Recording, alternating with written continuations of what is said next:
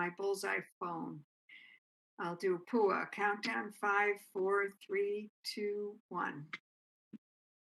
Good evening, everyone. I'd like to welcome you to the December regular meeting of the Woodbridge Board of Selectmen. Today's date is December 8th, 2021, and it's now 5 o'clock.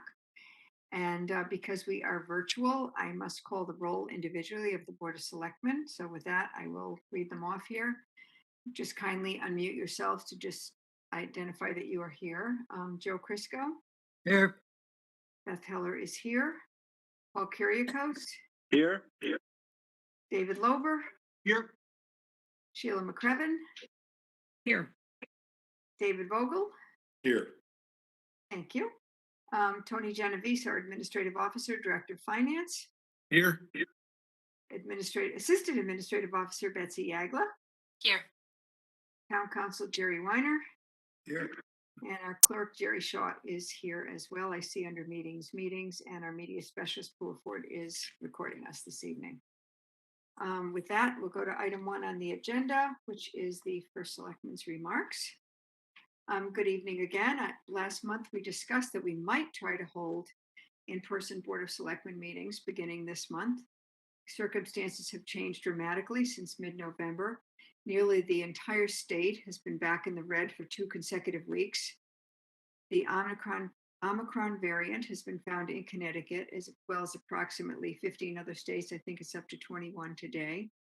And Connecticut's daily positivity rate is as high as it was last winter. And sadly, the number of hospitalizations is increasing again. For that reason, I have required that, unfortunately, all town meetings will once again be held virtually. On Monday, the daily positivity rate in Connecticut was 5.8%, and then yesterday it jumped to 8.33%. This is very concerning, and unfortunately, we're going to continue to monitor the situation and, of course, keep you all updated, but that's the way it is. Now that we are all in our budget season, I will continue to remind everyone that education takes up approximately 2/3 of our town's annual operating budget. As the school district's built budgets continue to increase without a corresponding increase in the town's grand list, the town may be forced to reduce services and/or raise taxes. It will be up to all of us and the Board of Finance to make these hard choices. Raising our mill rate is unacceptable, as was brought up last year at our annual town meeting. And I do hope you, as members of the Board of Selectmen, have good ideas to prevent this from happening. I anticipate there will be many hard decisions for us all this winter and spring. Please remember that all residents have a voice in the budget process. We have already had the 2 capital budget presentations. Operating budget presentations will begin in late January and early February, and then discussions will ensue. Ask all of your questions of those departments making presentations, and everyone, all residents included, are strongly encouraged to attend these meetings to understand the process, share your thoughts and suggestions with boards and commission members or department heads. Meetings can be watched on WebEx, YouTube, and usually our local Channel 79. You may have noticed that Channel 79 is not working at the moment. Videos of recorded meetings can be viewed, and those links are available in the meeting minutes. Apparently, the problem is not on our end. It's been described as a, quote, fiber break, which started last Thursday, which affected the, quote, Milford hub, and the fiber team is working on the repair. The Housing Opportunity Study Committee's informational session was held virtually on December 6th at 7 p.m., led by housing policy expert David Fink, who provided background on the town's housing planning process, shared best practices, and engaged residents in shaping the town's future. This was open to all residents. Also, since our last meeting, I attended our monthly education meeting with Dr. Budd, Woodbridge Board of Ed Chair Leon Piazek, and Board of Ed Finance Director, and Tony Genovese, our Finance Director. And then I met with the other Board of BOA First Selectmen and Dr. Byers at Amity Regional School District for an update. I also attended the monthly Southern Connecticut Regional Council of Government meeting, which is also called SCROG, and also held a meeting with our state legislators to discuss Woodbridge's priorities and potential needs for state funding and any opportunities they see that we may apply for. With that, I will wish everyone a happy and safe holiday season and thank you. And we'll move on to item 2, which is the Woodbridge Board of Education Superintendent, Dr. Jonathan Budd. I don't know if he's here yet. Jerry? Hi, how are you? Here he is. Okay, I can't see you, but I can hear you. No, you can't see me, but it's good to see all of you, everybody. And thank you once again for your hospitality. I want to say that it was a real privilege for Jeff Hughes and myself to present the capital plan proposal last week from the Board of Education to the boards of selectmen and boards of finance. We have worked for many decades in Woodbridge to be strong partners between the town and the board. We really look forward to that continuing. And with that in mind, I guess on the same theme of budget, I want to let you know that the superintendent's proposed operating budget for next fiscal year will be presented first to our finance committee next Tuesday afternoon at a 4:30 meeting, and then to the full Board of Education on Monday, December 20th at 7 p.m. And certainly encourage all the public who are watching or listening to attend those meetings virtually if possible. We'll be putting a lot of information on our website and certainly look forward to good dialogue with the town to continue to be good partners for the children of Woodbridge going forward. Having gotten past all of those important things, I will say that strong learning and excited learning continues to happen at Beecher Road School. This is the next generation, or these are the next generation of our leaders right here in the school. So it's a privilege to work with you all every day and look forward to the great partnership continuing. Thank you, Jonathan. Does anyone have any questions for Dr. Budd?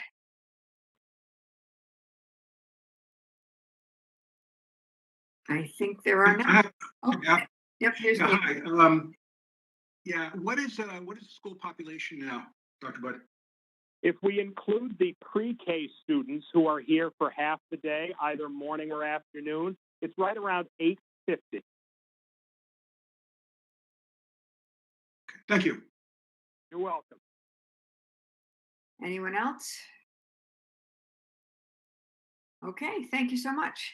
Take care, Thank Dr. you Budd. very much, everybody. Bye-bye now. Thank you.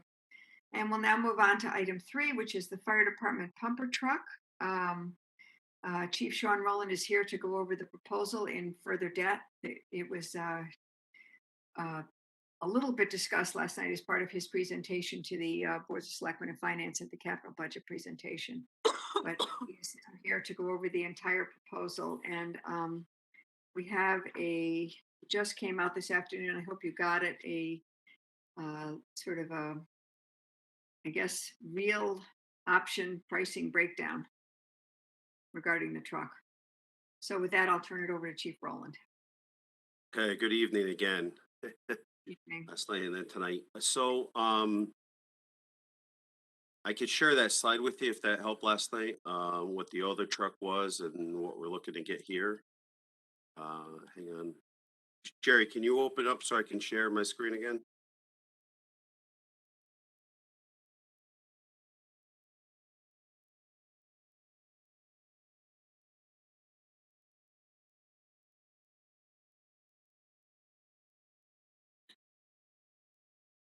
There we go.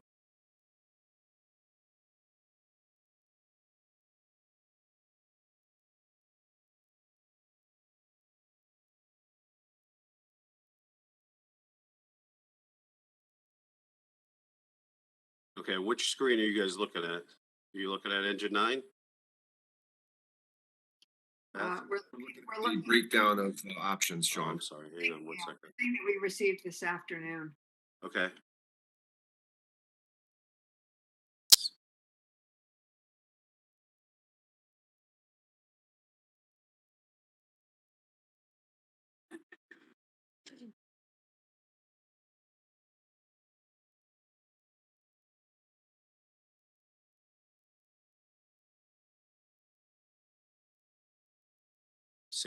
Same screen.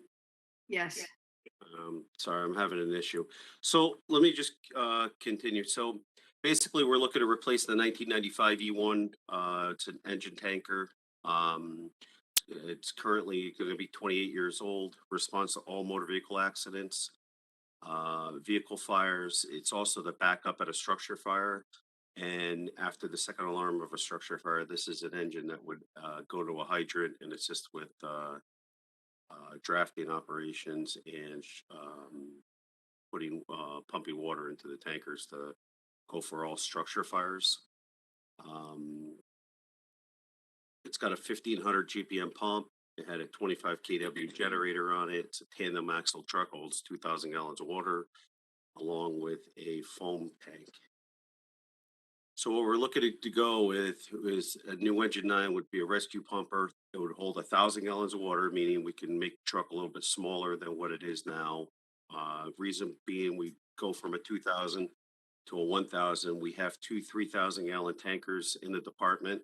So when this truck was purchased, we didn't have that flexibility, so we needed to use it more as a tanker also, and we do not need to do that. So it's actually better that the truck is smaller, so it's more maneuverable.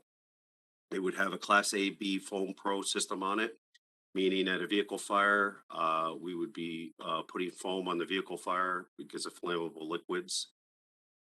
It would have a 2,250 gallon pump, where the other one would have a 1,500 gallon pump. What we've learned, it's bigger to have the bigger pump so we could flow more water, have more hose lines, so nothing is sacrificed at a fire. It's the backup to engine 7. It's a single axle truck. It's got a ladder complement on it, meaning it has an extension ladder, a roof ladder, and a attic ladder on it. It's got a light tower on this truck, so when we pull up to a scene, we're able to light up the entire scene and a good portion of the road so we can see what we're doing and keep everybody safe.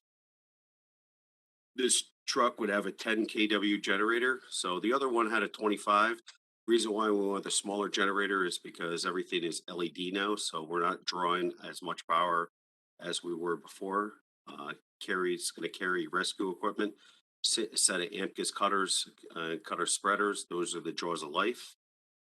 It's got an air and cord reel on the truck for the rescue tools. It's got a deck gun on it. It will hold 600 feet of LDH. It's going to have a defibrillator on it and some medical bags on it. So that's briefly the description. It's going to have a 500 horsepower motor, an X12. Reason for the X12 is it's going to give it more torque. So basically, when we talk about horsepower, the other truck, it was an L9. It's about a 425 horse. It's got a little bit more because of the amount of water that we have to carry on it. So we're going for another 250 gallons of water. But reason why we wanted a little more torque on this truck was because of the hills in town. Peck Hill Road, Acorn Hill, some of the other hills, even coming up Center Road, even coming up Amity Road. It's a lot of weight to carry up the road. So that's why we ended up doing that. We understand that the truck's expensive. Trucks are extremely expensive nowadays. Everything's going up. Even if you went to buy a vehicle now, it's higher.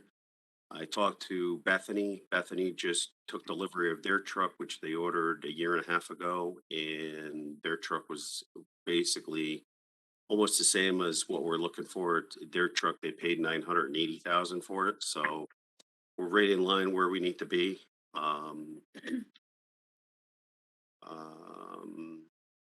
So we try to get 25 years out of the truck. So right now, even if we order it today, we won't be seeing it probably for a good 2 years, based on the backlogs and who knows with the shipping problems and COVID when the parts are coming in. So even though the manufacturer makes everything, but the engines come from Cummins, Polytank, all the components, all the electrical components, chips and everything else, that's what might be a holdup, which might be that's why we're saying 2 years out before we take delivery on it. And we wouldn't have to pay for it until year 3. So we're looking at 2025 before our first payment is due.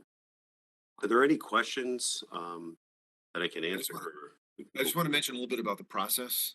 Yep. For those, so we followed a similar process in 2018, I think it was, when we purchased engine, which one was that, Sean? Engine 3. 3, right. And so in engine 3 we purchased in 2018, HGAC is the Houston Galveston Area Cooperative. So it's basically a large purchasing cooperative in the Houston Galveston area in Texas that purchases a lot of different types of equipment. And we found through research that their pricing on fire apparatus is very good. And they bid a lot of these. So we're able to take advantage of that. This particular cooperative, and it was a sheet that was sent out. What happens is you use the contract with HGAC, contract pricing, and then your relationship is directly with the manufacturer. In this case, Rosenbauer. And you'll see that there's a base bid for each truck, and then there are bid options. They're called published options. And those are what Sean had mentioned, that the manufacturer bids a series of different options that you can select, because these are somewhat customized. As you can see, there are a lot of options available. And then there are some unpublished options, and it sends it down to a final price. The last time we did this, we did a lease purchase. So it would be a year after you take delivery, then you do a lease purchase. At that time, the rates were attractive for 1 year in arrears, because the in arrears means you pay a year after the money's transferred. So the first payment's due 1 year later. The rates were they were negligible. It made sense for us to delay the payment a year. We would make that decision at the time of when we entered into the lease. That's based on where rates are and where our finances are. So I just want to mention a little bit about the process, because those that weren't on the board at the time we did the last truck. Also, the Houston Galveston contracts, like the state contract, when you buy off of it. So, like Tony said, it's already been all the items have been bid. It's basically they take the base bid, they take the closest truck, and then they modify that truck with deleting options and adding the options that you need to make the truck work for you. Sean, this foam system, do we have that in any other truck? We have that in engine 9 right now. So we carry Class B foam system in engine 9 currently. This was Okay. this was the truck. Class B foam is, if you all heard about the PFAS situation, this is the truck we had to get cleaned out and put the new foam in. We were using the PFAS foam a few years back. Okay, so we have a foam system existing in a truck, right? In the engine 9, the one we're looking to replace. Okay. All right, so you're just trying to replace that functionality with a new truck. Okay, we don't have that capacity with any other equipment? We don't carry Class B foam on any other truck except engine 9. We carry Class A foam, which is structural firefighting foam, on 2 other trucks in the department. Okay. So Class B foam is meant for flammable liquids. It's not structural firefighting foam. It's meant for gasoline, oils, and stuff of that magnitude burning.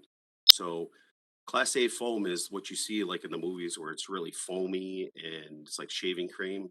That's Mhm. that's the stuff that goes for ordinary combustibles, wood, houses, buildings. Class B foam is more, looks like, when it comes out, it almost looks like milk. And what it's meant to do is, it's called AFFF foam, aqueous film forming foam.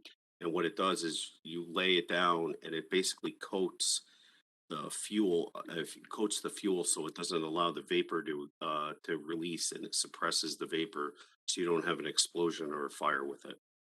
Mhm. Um, and you're roughly doubling the pump capacity, right? No. So we have a 1,500 GPM pump on it now. We're looking to go to a 2,250. Okay, So we're not doubling it, but the pump Right. is gonna be bigger. And the last two trucks we've purchased have a 2,250 excess pump on it. hmm. Okay. Um, and the Jaws of Life, kind of equipment, is that also something that's unique to engine 9 that we're just No. replacing? No, so we have an old set on number 9. It's 16 years old.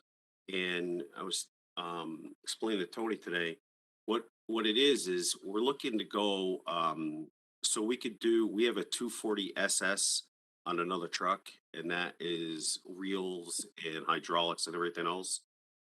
We would be looking to do it on this truck, but we'd more want to go battery operated. One, it's a cost savings. Two, all the manufacturers are starting to phase out of all the hydraulics because it takes up space. It's a lot of money. It's another thing to maintain where all the battery stuff works just as good. The only downside to battery stuff, some of it, is it gets heavy when you start using it. Just to put it in perspective, a Jaws of Life is every bit is 60 pounds, 65 pounds, and you're lifting it up and you're using it to spread car doors and everything else and cutters. So we thought on this truck, one of the ways we could save money and still be utilized would be to do a battery operated system, so it's not necessarily married to this truck. If we needed the truck to go off for service, we could take the jaws and the cutters off and move it on to engine 7, which would basically mirror this truck. So to put it in perspective, a cutter and a spreader. A cutter is about 13,000. A spreader is about 13,000, give or take. 240 SS is about 35,000, and then you have to wire it, plumb it. You have everything else. Plus, you have to buy the tool for it. So you're probably in the area about 60 to 65,000. Where um, this option we're under 30,000. Battery operated stuff has come a long way in the last 10 years. I mean, anybody that's owned like a DeWalt drill back in the late 90s when they first came out, early 2000s, and you had that big bulky battery and you would use it, and 2 minutes later, the battery would die and you'd have to keep swapping batteries and the power wasn't there. Battery operated stuff in the fire service has come a long way where it actually lasts quite a bit and it has the same amount of power as a hardwired system on a truck right now. But we have serviceable equipment of similar nature, yes?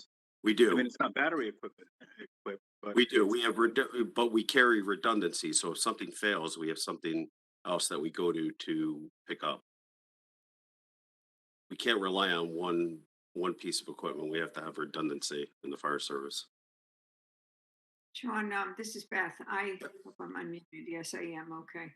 I understand the need for this. I'm not denying in a million years the need for this truck. It's just so much money. I was just amazed at how much it costs. And I guess these trucks are very expensive at this point. Just to put, we bought the last truck, and Tony, correct me if I'm wrong. I think the last truck we bought, and that was 2018. 2018. 18. It Yep. was 850,000.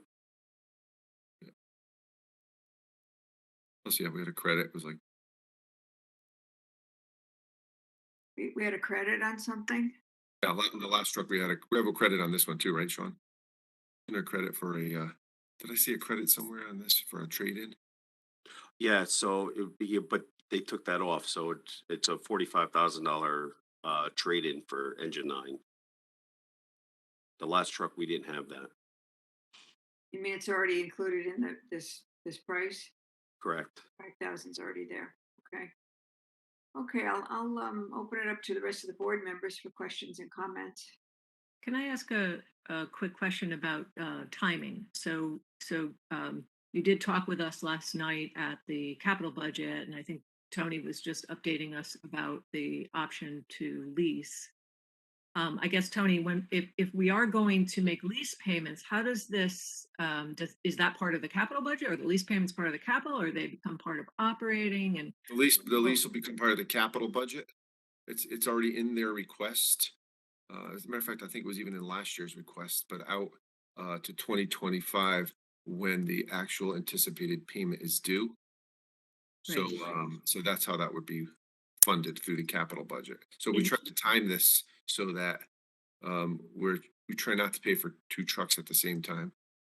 Right. So, So I guess my question is, so this new price, and I think we all appreciate that prices go up. This new price, though, is already sort of factored into capital budget going out when it hits, or we need to, I'm not sure what we would need to do.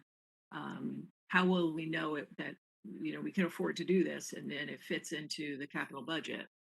so if you commit to moving forward on this, you're committing to purchasing the truck. You'll have to, of course, pay for it when the truck arrives.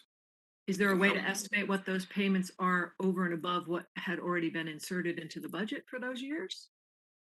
I would say the budget's pretty close, but as we get closer, we'd have the interest rate. We'd be able to more clearly define the actual payment, each year. But we won't know what the rates are until, using today's rates, the budget amount's pretty close. But, Okay. it's a guess as to where the interest rates will be at that time. You will have to adjust it based on where the rates are. Probably Okay. each year as we go forward in the budget process, we'll adjust that to reflect current rates. I guess that was part of my question about timing is when do we actually lock that rate? When do we actually know what the So impact? you'll lock the rate when we actually take delivery of the truck. Ah, okay. So we go out to bid it's essentially like going out to bid. We contact 3, 4, 5, 8 different entities, depending on how many are interested. And we get rates and then we take the lowest one. Just for the financing, not. Correct. Okay. All right. And so with this, with the contract that's in front of us tonight, there's a section here about change orders and taking things in and out. Is there still some flexibility? It looks like if it's mutually agreeable, there's flexibility, but I just want to make sure I understand. Is it tonight that we have to make a decision about what pieces are on this and what the ultimate cost is going to be? Or is there a point in time where we could say, oh, we're going to put this on some other truck, so we'll take this capacity off this one, or is this it with this point in time? So this, go ahead. So this truck was built by a committee, so everything that was on this was put on for specific reasons, onto the truck. So it, we went through it, picked out the options that we thought would best fit what our need is in town. But like you see, these options, they can all be modified. Once you start modifying options, like when we were adding, everything had to go back to engineering to see what needs to. So you make one change, something else may have to happen. So it's some things you could delete without having to make other changes. Some things when you delete something, it triggers other things that would either have to be added or deleted. That makes sense. Yeah, no, it does.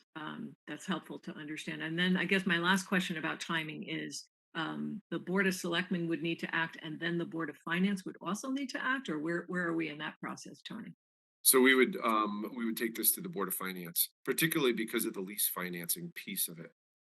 We would, want to get their authority to move forward. We would come back again to the Board of Finance with the terms of the lease and the award of the lease back, when the truck arrives. But we would go to the Board of Finance just to get their authority to move forward with the purchase. Okay, thanks. Guys, just one other thing, they had a cost increase and it was right around 5% back in October. And they're anticipating another cost increase sometime the beginning of next year. They don't know the exact date, but they do anticipate another increase coming up. just Okay, like just like everybody. Yeah, I mean, cost increases are just, when I go out and buy a car, I gotta worry about cost increases. Um, but, Sean, and this is, like other people have said, this is a really big number. Can we refine this spec a little bit so that it, gets back to a figure like maybe 850 and we cap it there and see what it looks like? Because, Beth opened this meeting with saying, we're going to have to cut services um, because we're in a financial bind, really. Um, so, 989,000 is even when you pay it 2 or 3 years down the line and you're paying it over 4 or 5 years, it's still a lot of money. So, can you get with your team and look at this specs a little bit more?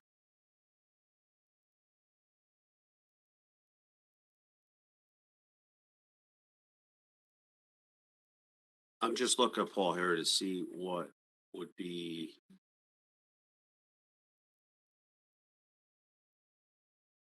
I mean, anything is possible. I can't guarantee you 850. Just because I can tell you right now, I know everything is going up dramatically over the last year and a half. Um, I don't know how much we're going to be able to save, and my fear is I don't know when the cost increase is going to be, whether it's going to be sometime in January. And if we don't act, whatever we cut off the truck, we're going to end up paying for what we're cutting off to make up for the difference of the increase. You know what I mean? I guess I would ask, thanks, Paul. I'll just ask other selectmen if you have any comments or questions for Sean on this truck. Hey, Sean. Would the old truck have any value? Yeah, $45,000. 45,000. Yeah. I That think would- that's that already would been be a- taken off, correct? That's already been taken off this price. Correct. Yeah. Fire trucks are expensive. That's why, like Tony said, we try not to have to pay two trucks within the same year. So we try to space them out. So we're paying for one. I understand that the truck's extremely expensive. If we were to buy the same truck that we bought a few years ago, we'd be up at that number, every bit of that number. The cost of everything is just through the roof right now. Mhm. And it's something we really can't wait on, because this truck we're starting to put big money into it. We're having generator issues on this truck. The packings on the pump are starting to let go. And once that happens, we're throwing a lot of good money after bad right now. But even if that's the case, we still have to nurse this truck for at least another 2 years before the new one comes in and we get it into service. So Sean, when do we actually start, if we order this truck today, say, when do we actually have to start paying for FY25 if we pay it in arrears. it? FY25. So Tony, it seems to me that this wouldn't go in this year's budget. Or am I No, incorrect? this wouldn't go until 3 more years. 3 more It's years. 2 years, that's assuming it comes in 2 years. The last truck they said would be here in 12, what they say? 12 months. And it took 18 to 24 months. Right. So depending on how long it takes for them to build the truck, you're locking in the price, but not the rate. So we would lock the rate in at the time of the delivery. So depending on how long the truck took, then you'd add a year onto that for payment, typically. Mhm. Thank you. Joe, No, all set. okay, David Vogel? Yeah, Tony, are there, other expenses that we have like this that we're now spending for, I guess, the year 2025 budget? That The only clearly, other, nothing like this because of the lead time on the delivery of the truck. This would be the only item I could think of where it would be such a long lead time. We have done other items like, we did a sweeper in Public Works, and that was maybe 6 months for delivery and a year out. So that was maybe a year after, a year, I think at that time was maybe a year or two after. And then we did the IT at the police department. That was probably just 1 year.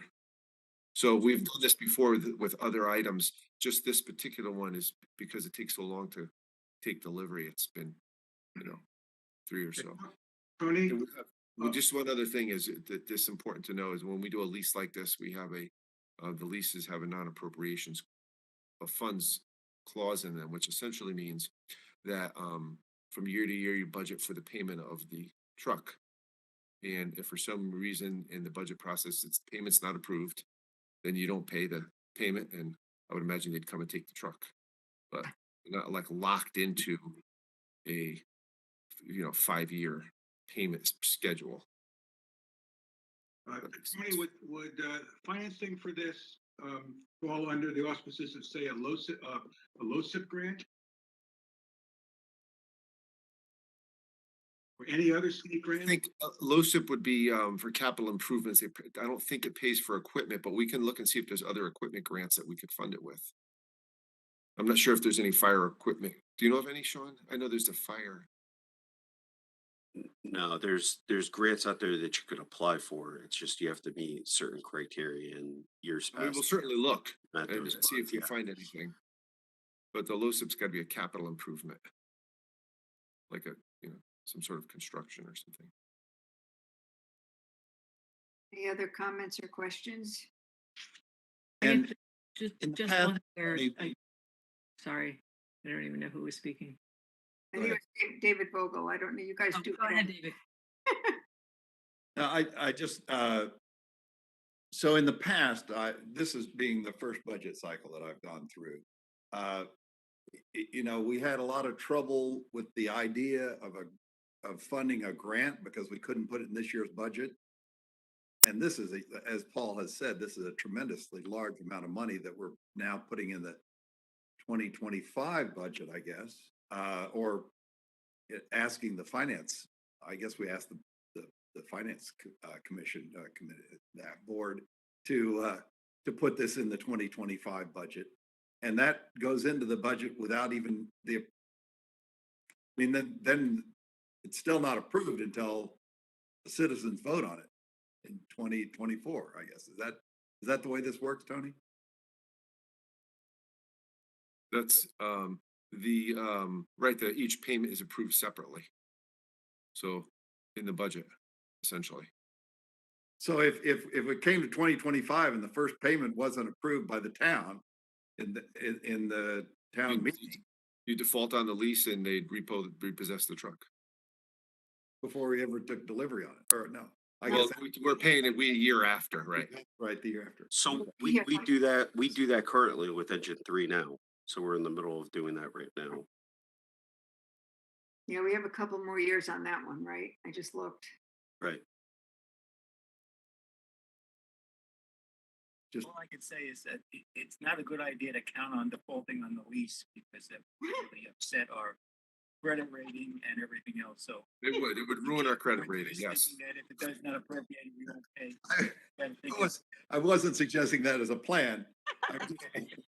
But I was a little bit concerned because we did have a previous issue with the Historical Society and the reluctance to, even sign a piece of paper that might have obligated us to a small amount of money. And this is a giant amount of money. So Right. I just be sure I know what the process is Mhm. because I understand the difference, but that's Well, all. are folks comfortable? Because I could certainly make a motion and we could see what happens. It's up to, or someone could make a motion, or do you feel like you need more information? Is there something you want to take a pause? I mean, I personally cannot deny the need for this truck. It's just a matter of, I'm just one out of 6 of us. I agree. I mean, if the chief tells us we need a truck, we need a truck. But I'd really like to take a closer look at if we can reduce the amount of money we're spending on. And So if we we'll- can't, we what can we- go forward next month. Are you comfortable if he goes back? Yes, Okay, Beth, I Tony, am, sorry. yeah. Tony, were you going to say something? I'm sorry. I think I interrupted you. No, I'm all set. I like to say something. I mean, this is a major capital, situation, but, the chief explained the need for this and these things, just aren't done every night. And, so it's going to take some time and, we should, listen to him and try to resolve the issue.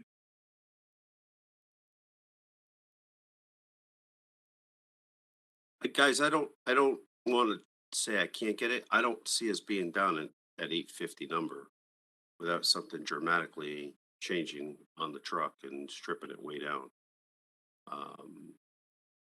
With that being said, I'd like to move forward, have you guys move forward tonight, and at least we can lock it in. I am worried about cost increases for next month, and we can look at it, and then even just because we approve that doesn't mean that we have to move.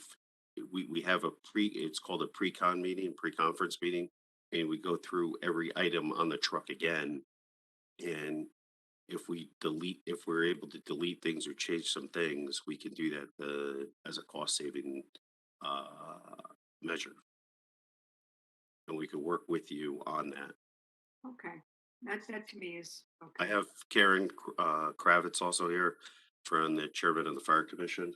Hi, everybody. Hi, I just- Karen. I just have literally a 2 cents.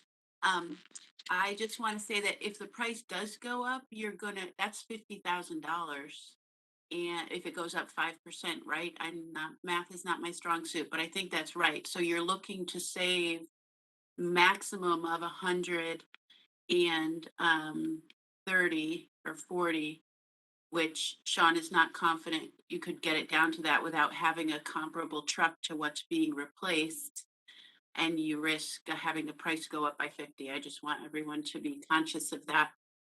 So Karen, if I could just ask, this is Beth. I would just ask you as chairman of the fire commission, you guys, the fire commission members, vetted this completely every step of the way. There was someone on the committee from the fire commission, and you feel comfortable that everything was done 100% needed, and all of these items that are being added to make up this truck, that the fire commission is aware and feels comfortable that this is where we should be. Yeah, I mean, my understanding, I know there's been many months that have gone into putting together these specs. Sean has worked closely with Tony throughout that process, and thoughtfully in terms of trying to replace the truck that's needed. The fire commission reviewed the specifications at our last meeting. We actually had a special meeting just for that purpose. And I think this is a very responsible approach. I mean, we have a 28-year-old truck that needs to make it 2 more years. It's beyond its useful life, and I think that the approach to getting the most out of the equipment has been responsible and thoughtful and cognizant of the town's investment, and that this is something that is definitely needed and should not be delayed. Thank you. Anyone else have any questions or comments at this point? Hearing none. Okay, well, let's just go forward and see what happens with the vote. I will make a motion that we approve. I hope I do this right, Tony. I'll make a motion that we approve the purchase as a lease purchase. Should I say that? First payment due FY25 of a oh boy. Rosenbauer. Thank you. Remember that baseball. Rosenbauer, Minnesota LLC truck to replace engine 9 in the purchase price of $989,018.00. And do I need anything else, Tony? I just mentioned that it's through the HGAC Purchasing Cooperative. Thank you. We'll add that to my motion. Thank you. Right. Thank you. Is there a second? Second. Thank you, Joe. Any discussion on the proposal?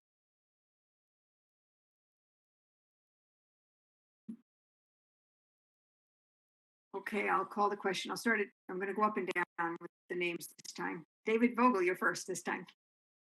Aye. Thank you. Sheila, Aye.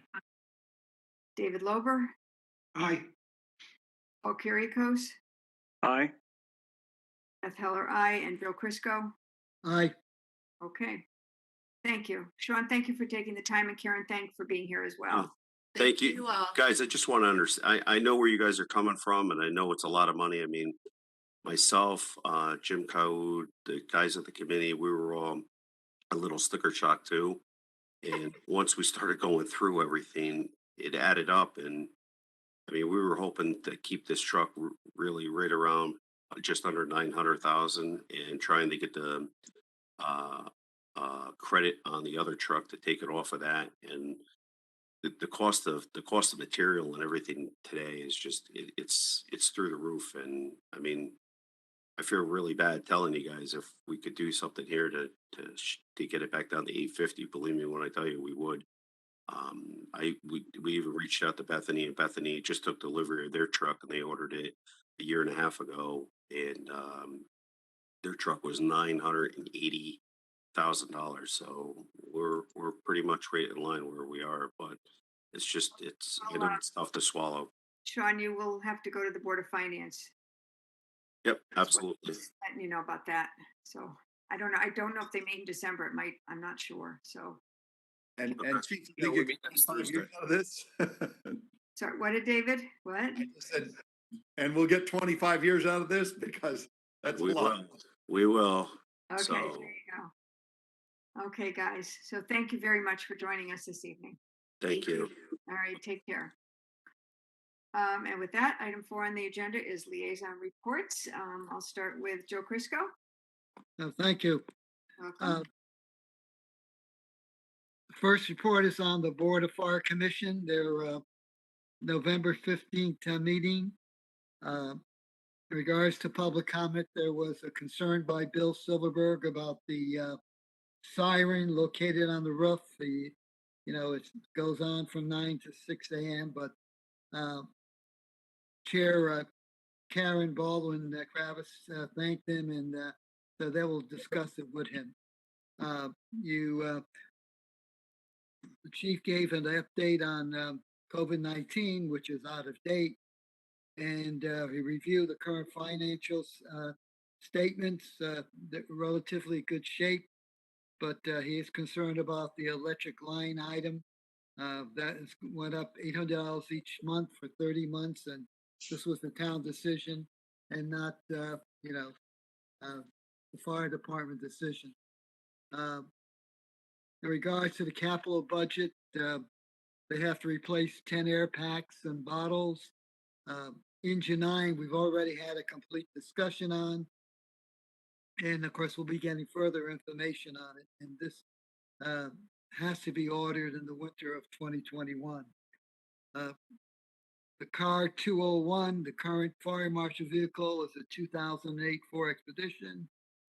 It's almost 15 years old, and that has to also be replaced. There's also concern now about the aerial truck that's used for fires and rescues, and this will be discussed, in the near future. Thermal imaging camera, 2 cameras have to be replaced. Portable radios have to be replaced. So there's a lot of, need for the fire department. We already had the discussion on engine 9, and of course the board approved the order of the new truck as presented. Truck or treat event went very well. Also, program that the fire department had at the school was well received, and there was a great appreciation. And there were, numerous reports from the fire marshal, et cetera, what have you. That's normal for the time being. Regards to the fire department, yeah, fire, sorry, the police department. Um, Under the traffic authority, there was a traffic issue for Route 243 at Milhaven Road, pedestrian crossing update. The board voted unanimously to approve the installation of painted crosswalk and pedestrian crossing sign. Um, There also was a Litchfield Turnpike request for no passing zone, and the board also approved that. Uh, In regards to town planning and zoning, there was a meeting this past Monday. Uh, There was no new business. There is obviously concern about the recreational marijuana, but the commission is waiting to hear from the state requires regards to different requirements. And that's my liaison report. Thank you. Paul Kyriakos. Okay, mine is a short one. The EDC commission met, I think, one of the days we were having our capital budget, so I wasn't able to attend. The only meeting that's happened for the Amity Board of Education was their budget kickoff meeting, happened on the 29th of November. This was a preliminary presentation by all the heads of the departments, kind of going top line over what they will need for the next year.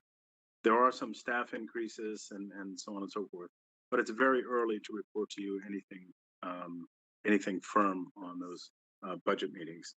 I'll have more for you in the future. And that's all for me. Thank you. David Lober. David, I think you're muted. You're right. Okay. I'm going to start with inland wetlands here. There was a resident who had a problem with flooding in her backyard because she lives on a river. And she asked if she could either dredge behind her house or if she could put up a berm. Chairman Blythe said he would visit the site with the engineer and suggest a solution. There were several items that came before the board. Peck Hill Road requested a bond release and it was granted. 54 Northrop, the development application was approved for single family homes. 58 Lawrence Road is seeking approval for subdivision of a half-acre lot for development. There's no history of flooding there, and it was approved with the usual stipulations. And 8 Spectre Road was approved for application for working on an existing pond. The Wetlands Agency discussed the fact that they have no enforcement ability, and they can't impose civil penalties for violation of the wetlands regulation. And they felt that this should be addressed. They're going to discuss it at the next meeting. And they noted that most of the towns in Connecticut do have enforcement powers. Moving on to human services. First thing I spoke about was the budget. They're concerned because they were advised to have a zero increase budget. And if one item went up, they should find a savings somewhere else. They are faced with a 2.4% increase in salaries of union personnel. And they also a share in the cost of the Quinnipiac Valley Health District budget, which went up. So they're concerned about where they're going to get that money from.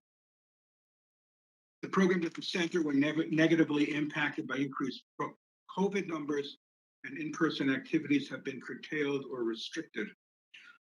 They did have a Thanksgiving dinner drive-through, which was sponsored by the Woodbridge Police Union, Coachman Square, the Willows, and the Linden.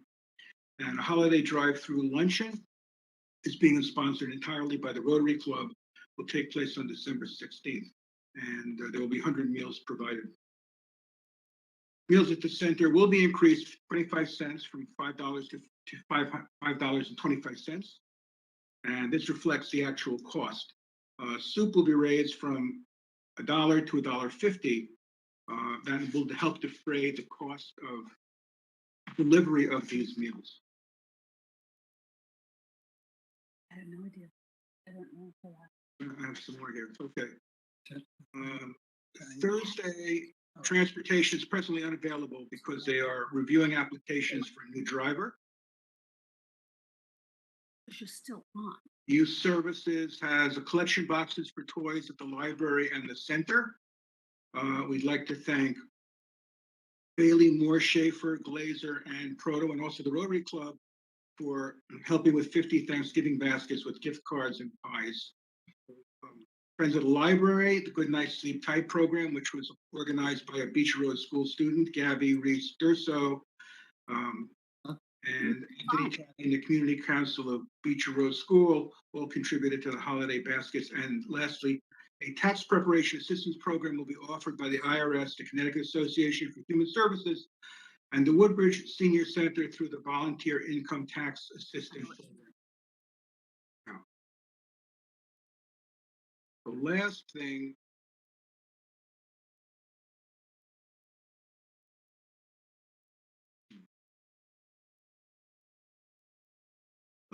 I want to talk about is the Conservation Commission, because this is the most controversial.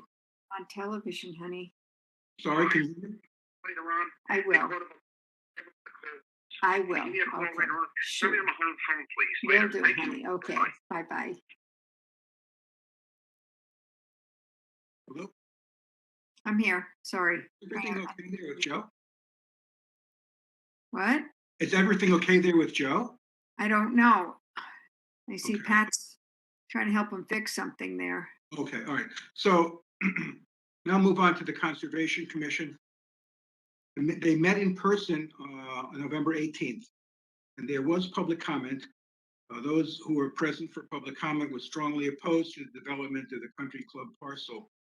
Kathy Wick stated that open space mitigates climate change, protects wildlife habitat, contributes to mental well-being, especially during the pandemic, with markedly increased use of the trails, and is financially beneficial to the town. She also noted that this was the first administration to advocate for construction of single-family homes on that property.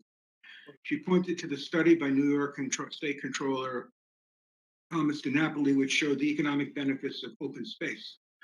Financial benefits go to developers and not to the town, she said. Residential land costs the town $1.16 for every dollar of tax collected, according to the Hillstead Foundation study of 39 Connecticut towns. Next to speak was Dr. Michael Broderick, who has an undergraduate degree in natural resources and environmental science from Purdue.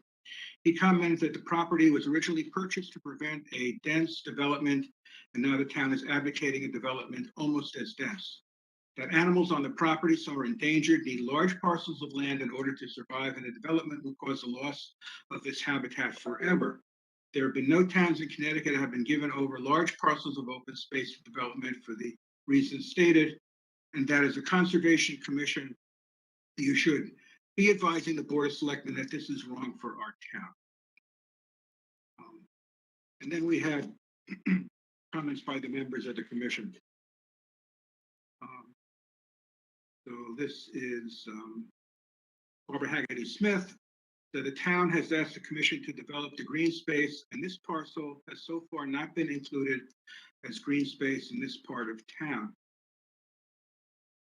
Paul Harrigan said the charter of the Conservation Commission is to protect natural resources, and developing this parcel makes no sense and is contrary to residents' wishes in purchasing the property to begin with. The property had extensive wetlands and wildlife. Historically was a farm of Roger Sherman. He was concerned that Arbor Haven changes their numbers every time they are questioned in terms of tax revenue, numbers of students, and the cost per student. Calculation of students per household was based on a national average, while the main attractor to Woodbridge is the school system. The buyers are families with school children or those who intend to have school children. More realistic numbers are 2 children per household, and 1/3 of the age-restricted homes would be purchased by Woodbridge residents, freeing up the former homes to be purchased by young families. A more realistic estimate for cost for education would be about $4 million, based on 200 students or so versus development's estimate of 72 students. The sale price of 2-bedroom units for $625, he said it was unrealistic. Revenue would be far less than cost. Roads would be unpaved and would most likely be turned back to the town, abandoned by the homeowners association, most likely require paving at a cost to the town. This has happened on Round Hill Road. We're also losing a large parcel of open space, which is our duty to protect, and recommended rejection of this proposal. This is the worst proposal, he said, of the last 4 proposals, and those were rejected by the town. He recommended that the proposal be rejected and that the Board of Selectmen be more selective in what they sent to the commission. The commission should spend its time looking for land to conserve and to protect natural resources, which is the charter of the commission. Sharon DeCat said that the developer showed no provision for wildlife and easements will cause conflict with homeowners' use of their land. The developer didn't indicate where the houses would be, unlike all previous developers. The development has no upside to the town, she said. Affordable units will require $48,000 down payment, which is not feasible for someone who can't afford to live in Woodbridge. Mortgage payments, property taxes, and the homeowners association fees will require prospective home buyers to have incomes around $100,000. So even the affordable aspect of this proposal is not realistic. She felt the developers were not being transparent. Also, they did not know about Roger Sherman's relationship to the property and asked the commission to supply it rather than research it themselves. Valerie King is a real estate broker and a mortgage agent. She said new federal regulations concerning condominiums and PUDs prevent banks from lending mortgage money to prospective home buyers should the developer or the association be sued until the suit is resolved. The proposals the developer is suggesting are not reasonable and not practical, and we would need a knowledgeable attorney to review this. Requiring a homeowners association to maintain property, but not allowing them to use it is a conflict and could result in a suit.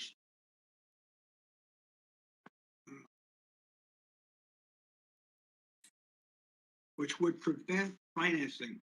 We cannot rely on the answers from the developers. From a housing standpoint, there are a lot of conflicts, contradictions in the proposal, and rejects the proposal based on the way it was written. The commission voted to reject the proposal from Arbor Haven and further recommend to the Board of Selectmen that they reject the proposal from Arbor Haven and draft a document with the specific reasons they discussed for rejecting the proposal. The vote was 4 in favor and 1 abstention. The chairman charged 3 members to write up the recommendations as a memorandum to be presented to the Board of Selectmen. It's also voted to adjust the classification system to a classification system of private development use in the analysis tool. I'm sorry. To include the words housing, industrial, institutional, or commercial use, and for the chair to convey this to the Board of Selectmen by a letter. This would make it consistent with the plan of conservation and development. We also talked about a file system open to the public for access for proposed records held by the commission. Barbara Haggerty Smith suggested the consideration of an ordinance to prevent clear cutting of trees on properties undergoing development, such as been done on Northrop Road. It will be added as an item to the next meeting. Woodbridge should be promoted as a community that values the outdoors, trails, and open space, and publicize what the town has to offer. The trail on Park Lane needs to be relocated because of construction of solar farm in the area. A request for a grant for funding will be made. That concludes my liaison report.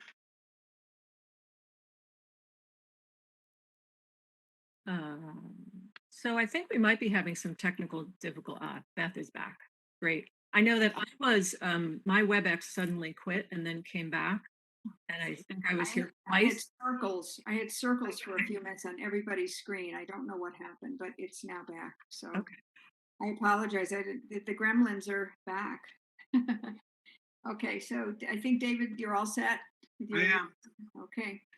Sheila, liaison report, please. Great, and hopefully my system won't quit on me again, and I'm only here once.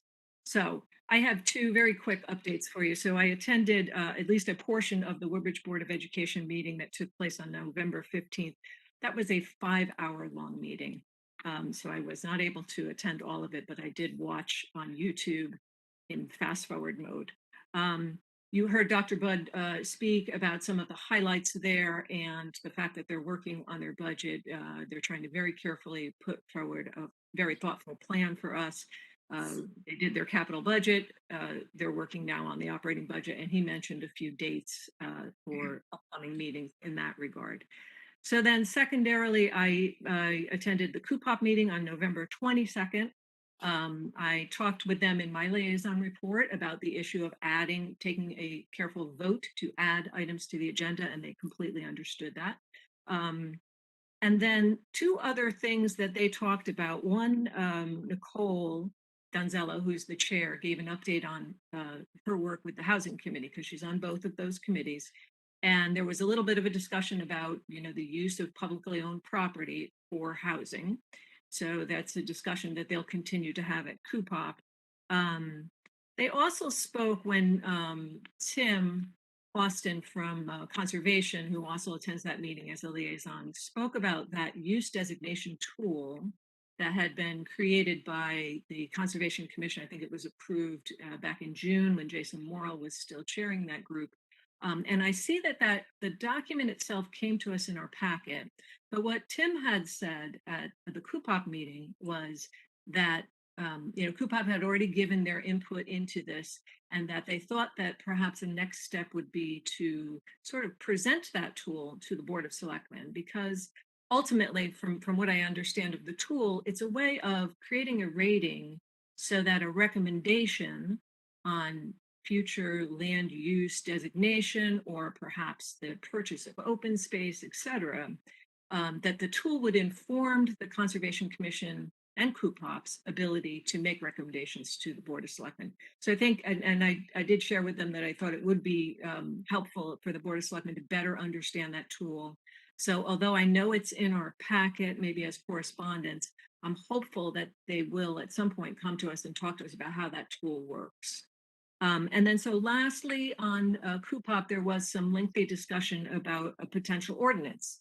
So similar to what Dr. Lober just mentioned at Conservation, where they talked about potential for an ordinance about trees, there's discussion at CUPOP about litter, and specifically an issue that some folks in one area of town are having with a company that is dropping, I guess, newspapers in bags in driveways that are not solicited in any way, and they can't get the company to stop. So that had gone apparently to the police commission for discussion, or at least the chief of police, who said that there's really no law that prevents them from doing that.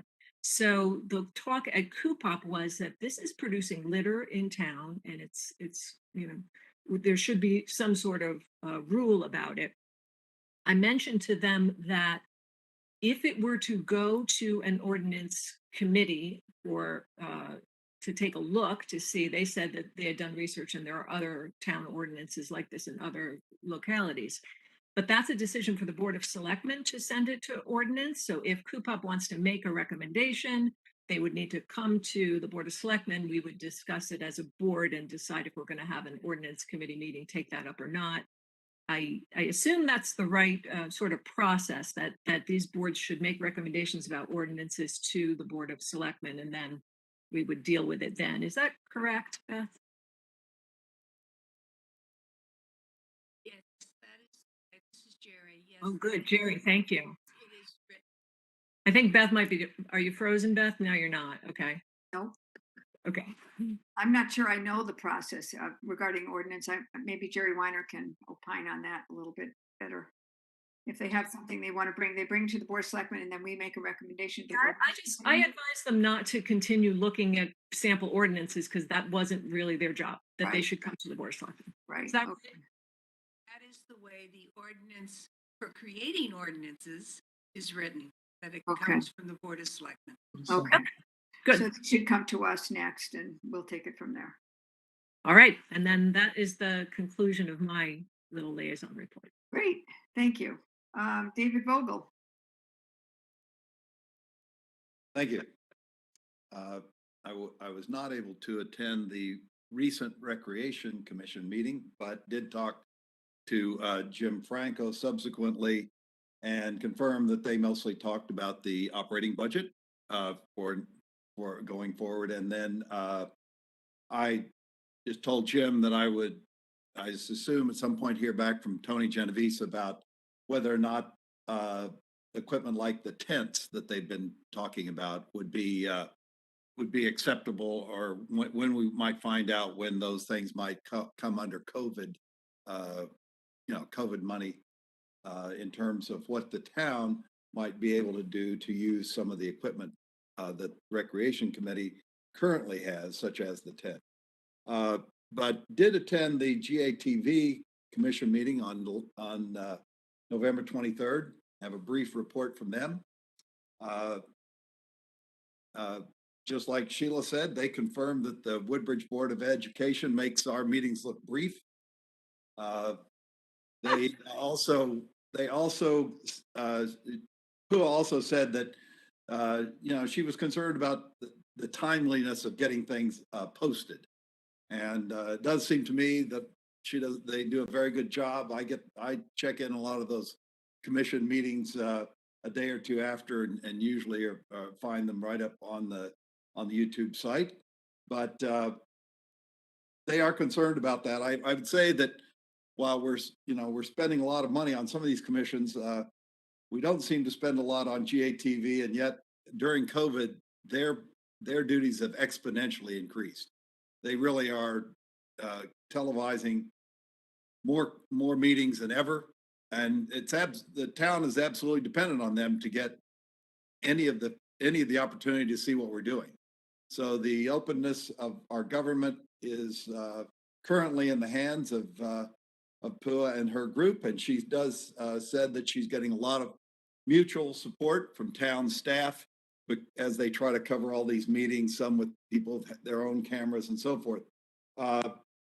They're right now reconsidering their closed captioning options, also looking into option for having Zoom meetings with closed captioning turned on.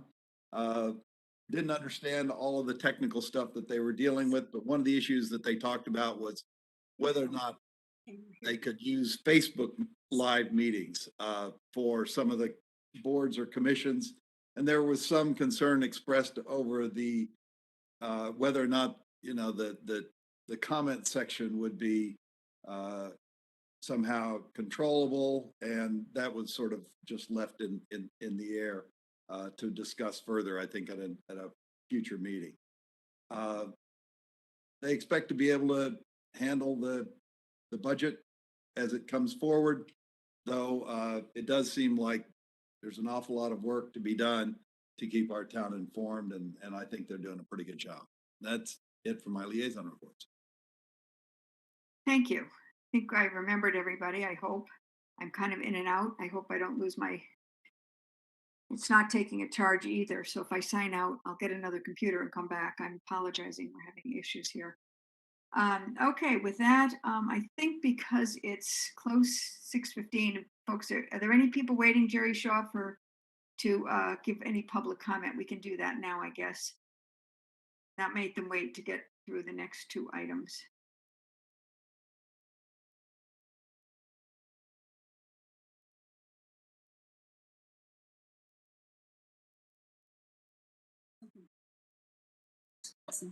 Anybody out there? Is it me? Just say that. Jerry, are there any public comments?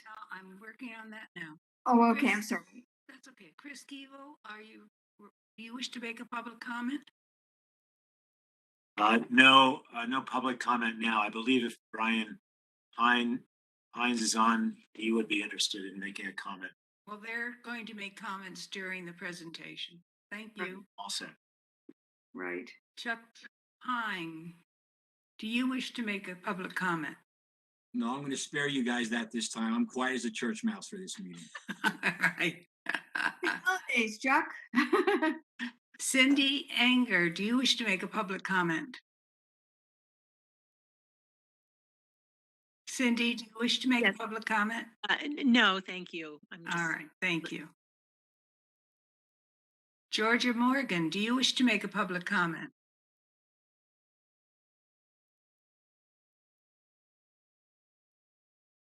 Georgia, do you wish to make a public comment? No, I'm listening. Thanks. All right. Check out the Jerry Shaw's. All right. She could see everybody. Thank you.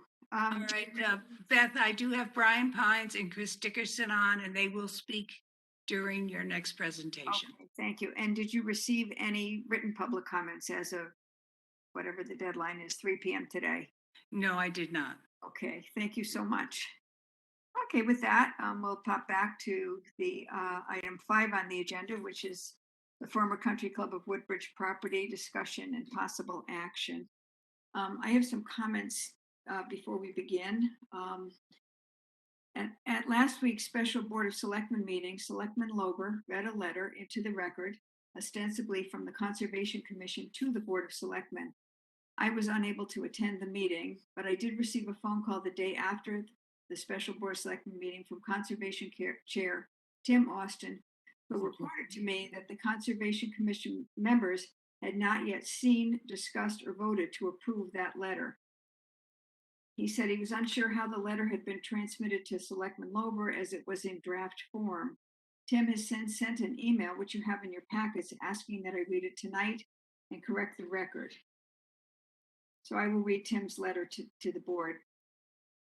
Beth, at the special Board of Selectmen meeting on 11/30/21, Selectman David Lober referred to and read from, quote, memorandum to the Board of Selectmen, unquote, that he represented as having come from the Conservation Commission, and that he additionally commented would be published in the next edition of, quote, Across the Aisle, unquote, column. I would like you and all this by you forwarded this note to them to be aware that the contents of the memorandum, which were referred to by Selectman Lober, have not yet been reviewed and approved by the Conservation Commission, nor by the chair of the Conservation Commission. As background, a few members of the commission had been tasked to assemble the reasons the Conservation Commission had in coming to a recommendation on the disposition of the Arbor Haven proposal. That assembled list has yet to be reviewed by the commission as a whole. What Selectman Lober apparently read was from an unreviewed, unapproved, and what should have been an undistributed working document. It should not have been presented at the Board of Selectmen meeting as, quote, a memorandum from the Conservation Commission, unquote. I would hope that at the next Board of Selectmen meeting, the record can be corrected. I'm unaware of how this working document made its way to Selectman Lober, nor the context he was given for it. There was no authorization for giving a copy to one Board of Selectmen member, nor to a distribution of any type. I am of course concerned that a commission member broke trust with the other members of the commission and failed to follow protocol for communications with the Board of Selectmen. I will be attempting to determine how this happened and prevent future occurrences. Further, it would be a disservice to the Woodbridge community to publish, quote, the memorandum, unquote, in the town news. I will be sending a note to Chuck Pine to make him aware of the above with the hope that he will reconsider including it in the quote unquote across the aisle column. Finally, the Conservation Commission should not be a political entity, nor its work used for political purposes. There is much the Commission can contribute to the town and its people, and we currently have plans in the works to make such contributions. Leveraging the Commission for political purposes has the potential to destroy the fabric of the Commission and deprive the town of these contributions. It's my sincere hope that addressing valid concerns with what has occurred, politics will be set aside and all will focus on any needed corrections, improvements to process, rather than on using this incident for political advantage. And it was signed by Tim Austin, Chair of the Woodbridge Conservation Commission. Thank you. Related to the former Country Club of Woodbridge. Can I respond to that? Beth, can I respond to that?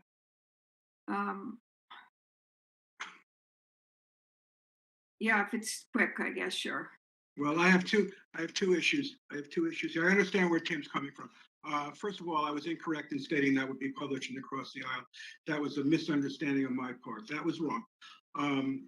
The other issue here is we have two components to his complaint. One was a process issue concerning whether this was a public document or not. Now, according to my interpretation of the FOIA rule, and I have it right here, section 1-200, subsection 2, a meeting means any hearing or other proceeding of a public agency, any convening or assembly of a quorum of a multi-member public agency, any communication by or to a quorum of a multi-member public agency, whether in person, by means of electronic equipment, to discuss or act upon a matter over which the public agency has supervision, control, jurisdiction, or advisory power. So according to that, my interpretation is that was a public meeting.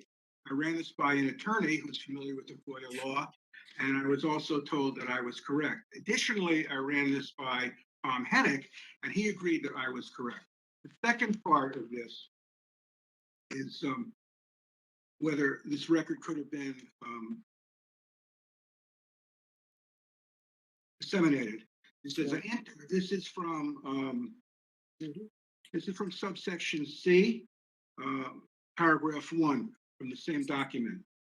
I can shut the whole. Interagency or, I'm sorry, interagency or intra-agency memoranda or letters, advisory opinions, recommendations, or any report comprising part of the process by which the governmental decisions and policies are formulated, except disclosure shall not be required of a preliminary draft of a memorandum prepared by a member of the staff of a public agency, which is public to revision prior to submission or discussion among the members of such agency.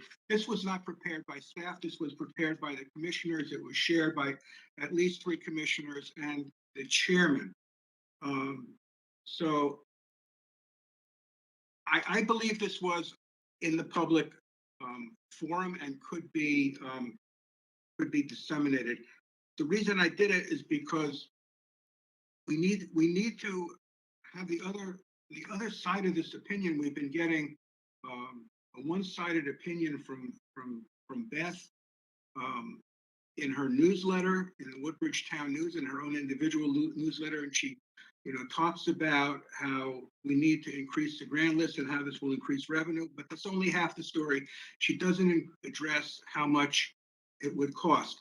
The other thing I would like to say is that every item that was read in that letter was also discussed and voted on in a public meeting of the Conservation Commission. So that's my response to Tim's letter. And I called Tim and I discussed it with him, and we've reached kind of an understanding about it. But I just wanted to give my side of that. Can I see that? I was a bit concerned that you read a letter that went to the Board of Selectmen, and I have not yet seen that letter. I don't know if the other members of this board have, but I didn't receive it, and I still haven't received the letter. So you got it by yourself as a selectman, correct? Correct. Okay. So it didn't go to the full board, and it hasn't yet. No, it was called a memorandum to the Board of Selectmen. But it didn't go to the Board of But Selectmen. it did not go, yes, it did not go to the Board of Selectmen. Okay. So, okay. Can I also just very quickly, I'm not sure I understand. So the process by which they were drafting a letter, because it was not being drafted by staff and it was being drafted between board members, I think that might call to mind that, is this okay to use that process? Because if that is indeed a public draft, how does the public know? I mean, as a member of the Board of Selectmen, I also did not get a copy. So I'm not sure how the public is supposed to know, or perhaps it's the case that board members should not be drafting letters by email. So I wonder if the town attorney could perhaps look into that and get back to us at some time about it.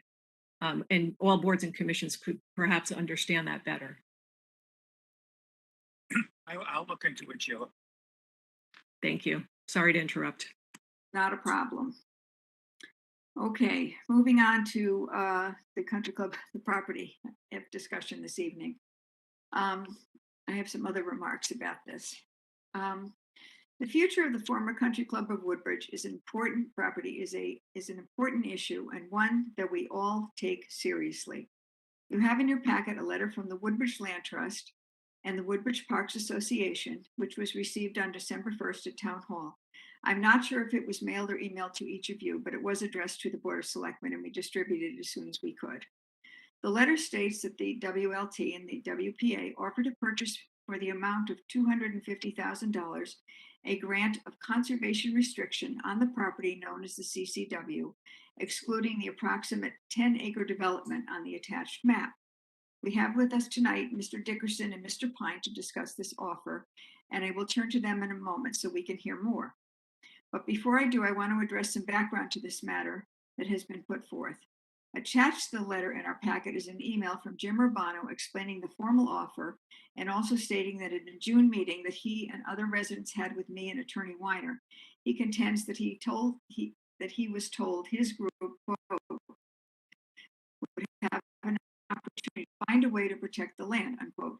He also states that, quote, this initiative by the town nonprofit land trusts fulfills that need and should satisfy the goal expressed by Ed Sheehy 12 years ago, that is to protect that land from development, unquote.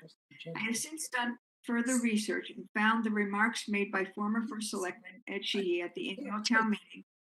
Is somebody speaking? Yeah. Sorry.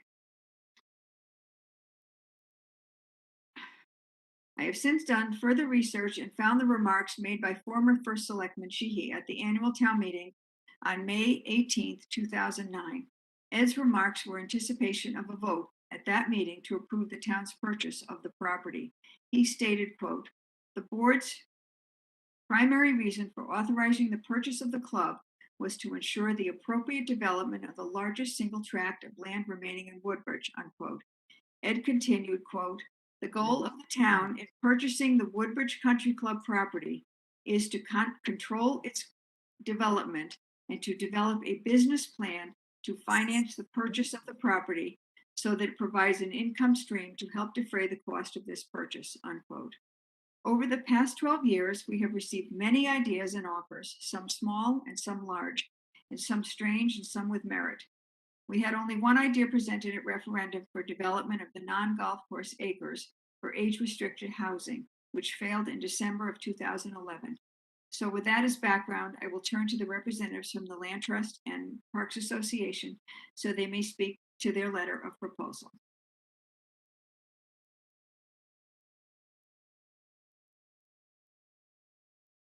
Jerry, I guess it's okay to let them in. Yeah, I'm working on that. Thank you. I'm not sure if it's coming across at all because I've got circles all over my computer. Right, just a moment.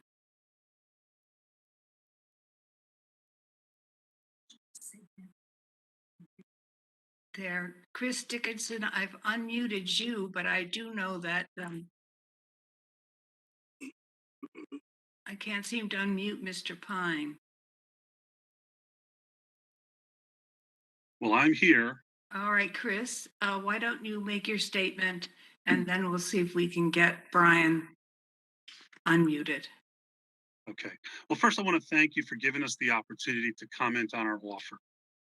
Both the Woodbridge Land Trust and Woodbridge Park Association feel strongly that the Country Club of Woodbridge property should be substantially preserved as open space. Now, Beth, you referenced a town meeting in 2009 where then First Selectman Ed Sheehy talked about managing development. He did also in April of 2009 send a letter to all residents stating that we should not develop the Country Club of Woodbridge. So there's a little conflicting message here. But I think, no, he's gone. Putting that aside, He did have a class he had to attend at 6:15, I think he said, but he doesn't seem to, I don't Someone think else he's is here. speaking. Hold on a minute. Let's see.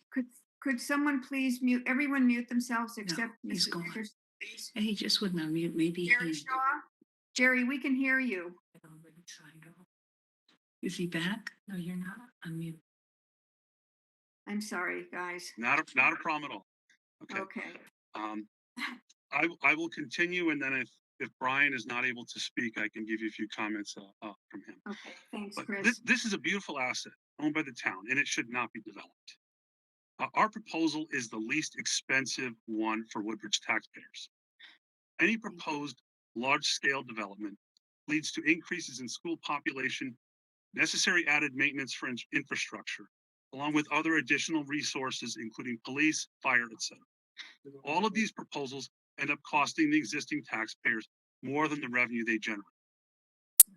All previous proposals for residential development on the Country Club of Woodbridge property have been soundly defeated at referendum by Woodbridge taxpayers.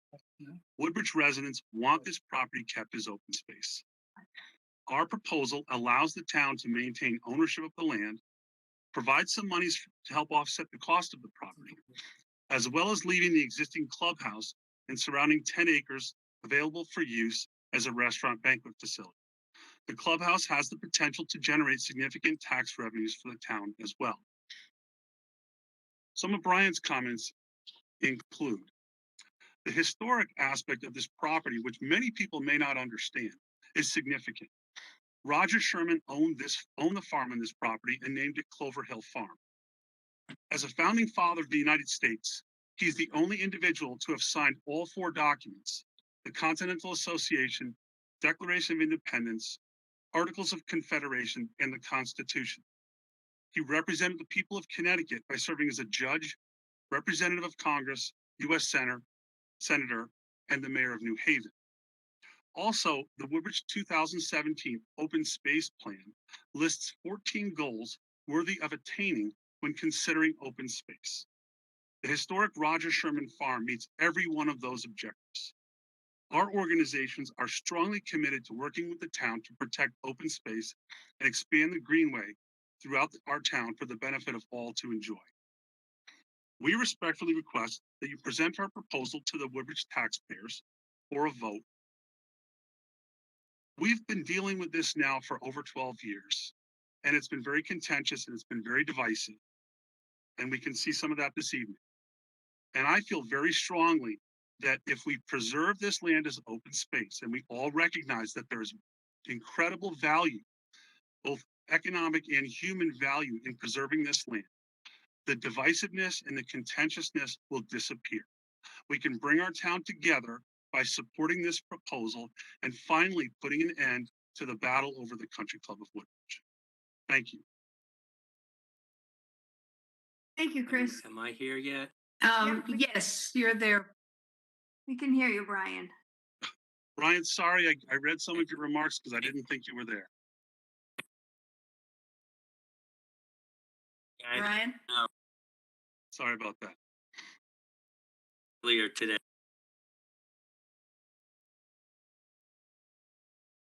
It's my pleasure to be with you and the rest of the board. I don't know if it's just me, but I can, Property that's just invaluable. And well,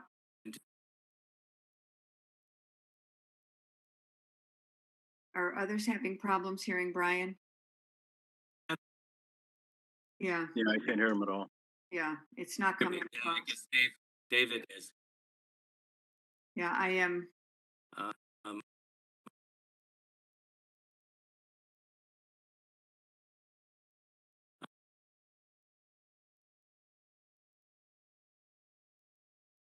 Silence. Get in. Can't hear you, Brian. I, It's every other word. It's very difficult.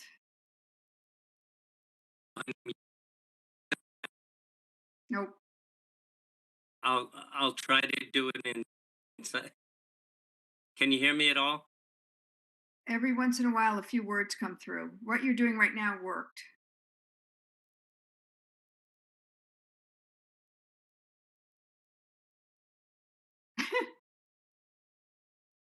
Sounds like we need to upgrade our cell Okay. service in Woodbridge. Well, Yeah. Well, we're gonna get a cell tower someplace, maybe. can you hear me?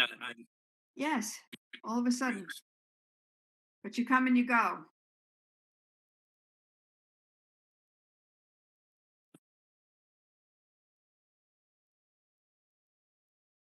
Unfortunately, I have a lot that but,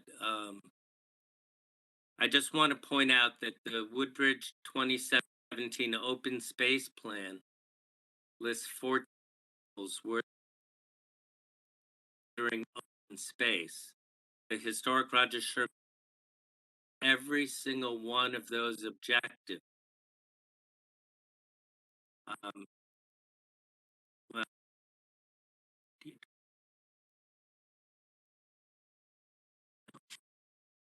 uh, strongly that we work with the town to expand the greenway throughout our town for the benefit of all to enjoy. And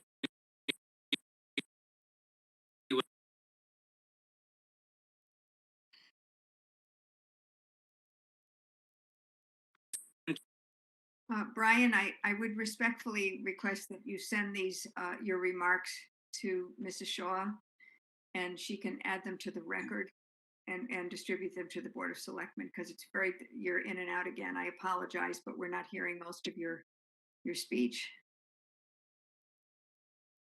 Yeah, it's unfortunate. Okay. There's some parts of town you just can't get the correct Yeah. service. Okay. I'm sorry, but I thank you for joining us this evening. And do send those over to Mrs. Shaw, and she will distribute them to the board, add them to the record. So they will be in the packets and also part of this meeting. And Chris, I would appreciate it if you would send me your remarks also. Okay, some of them are written down and some of them at the end were off the cuff. That's all right. I'll send you what I have. But I thank you can very work much. with I that. appreciate Thank it. you. And I'm looking forward to working with the Board of Selectmen to solve this issue. Thank you very much for your time. Thank you very much, you guys. Thanks. Have a good holiday season. You too. Thank you. Okay. So after this discussion this evening, there seems to be no consensus either from past boards of selectmen, our many boards and commissions, and Woodbridge residents as to the best plan for the property that might actually succeed. With regard to the offer from the Land Trust and the Parks Association, I will note that it ties up approximately 140 acres of land with access to sewer and water, and the $250,000 proposal purchase price is less than 1 year's payment on the town's remaining debt on this property.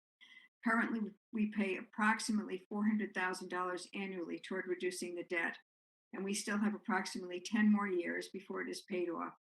And if you recall, we have a pending offer from Arbor Haven for $9 million. That being said, we're also faced with a stagnant grand list and urgently need to find ways to grow our business district. We all agree that the grand list needs to grow, and while we need more affordable housing and senior housing, and we have a housing study committee looking at this aspect, some folks also want to preserve some or all of the land, and that is also probably a prime spot for a solar farm. There are plenty of other ideas too, including business and recreational opportunities. In order to come to consensus on how best to use the land at the former Country Club of Woodbridge and achieve a business model for our commercial district, I would like to suggest tonight that we consider hiring a consultant to guide us through a review of the issues before us as a town that would include all of these ideas for the former Country Club of Woodbridge and recommend to the Board of Selectmen ways that we might appropriately proceed. Not a land consultant, but a town planning consultant. Everyone knows that I believe Arbor Haven has presented a very good proposal which satisfies many town concerns: money, diverse housing, and significant open space for town trails, bike riding, etc. I believe the developer has the ability and inclination to keep its proposal active until we review the comprehensive report from our consultant. I also believe that it is the best interest of the town to hold off for now with a special town meeting for approval of any proposal at this time.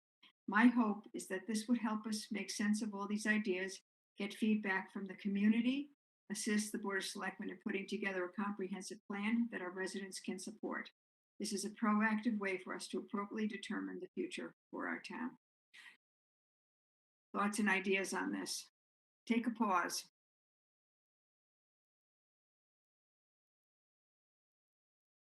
So I Am I would coming say, through? I think, yes. Can you hear me, Beth? Yeah, I'm sorry. Circles. Okay.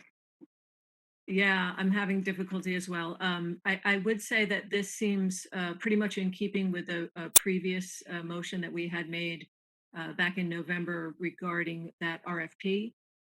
So I think it would be very helpful if we could put this into kind of an all-encompassing plan, take a look at all these different options and kind of do some planning as the Board of Selectmen. So I also see that we have another agenda item discussing a planning process. So I would be in favor of waiting until we're able to do that and have a comprehensive kind of master town plan.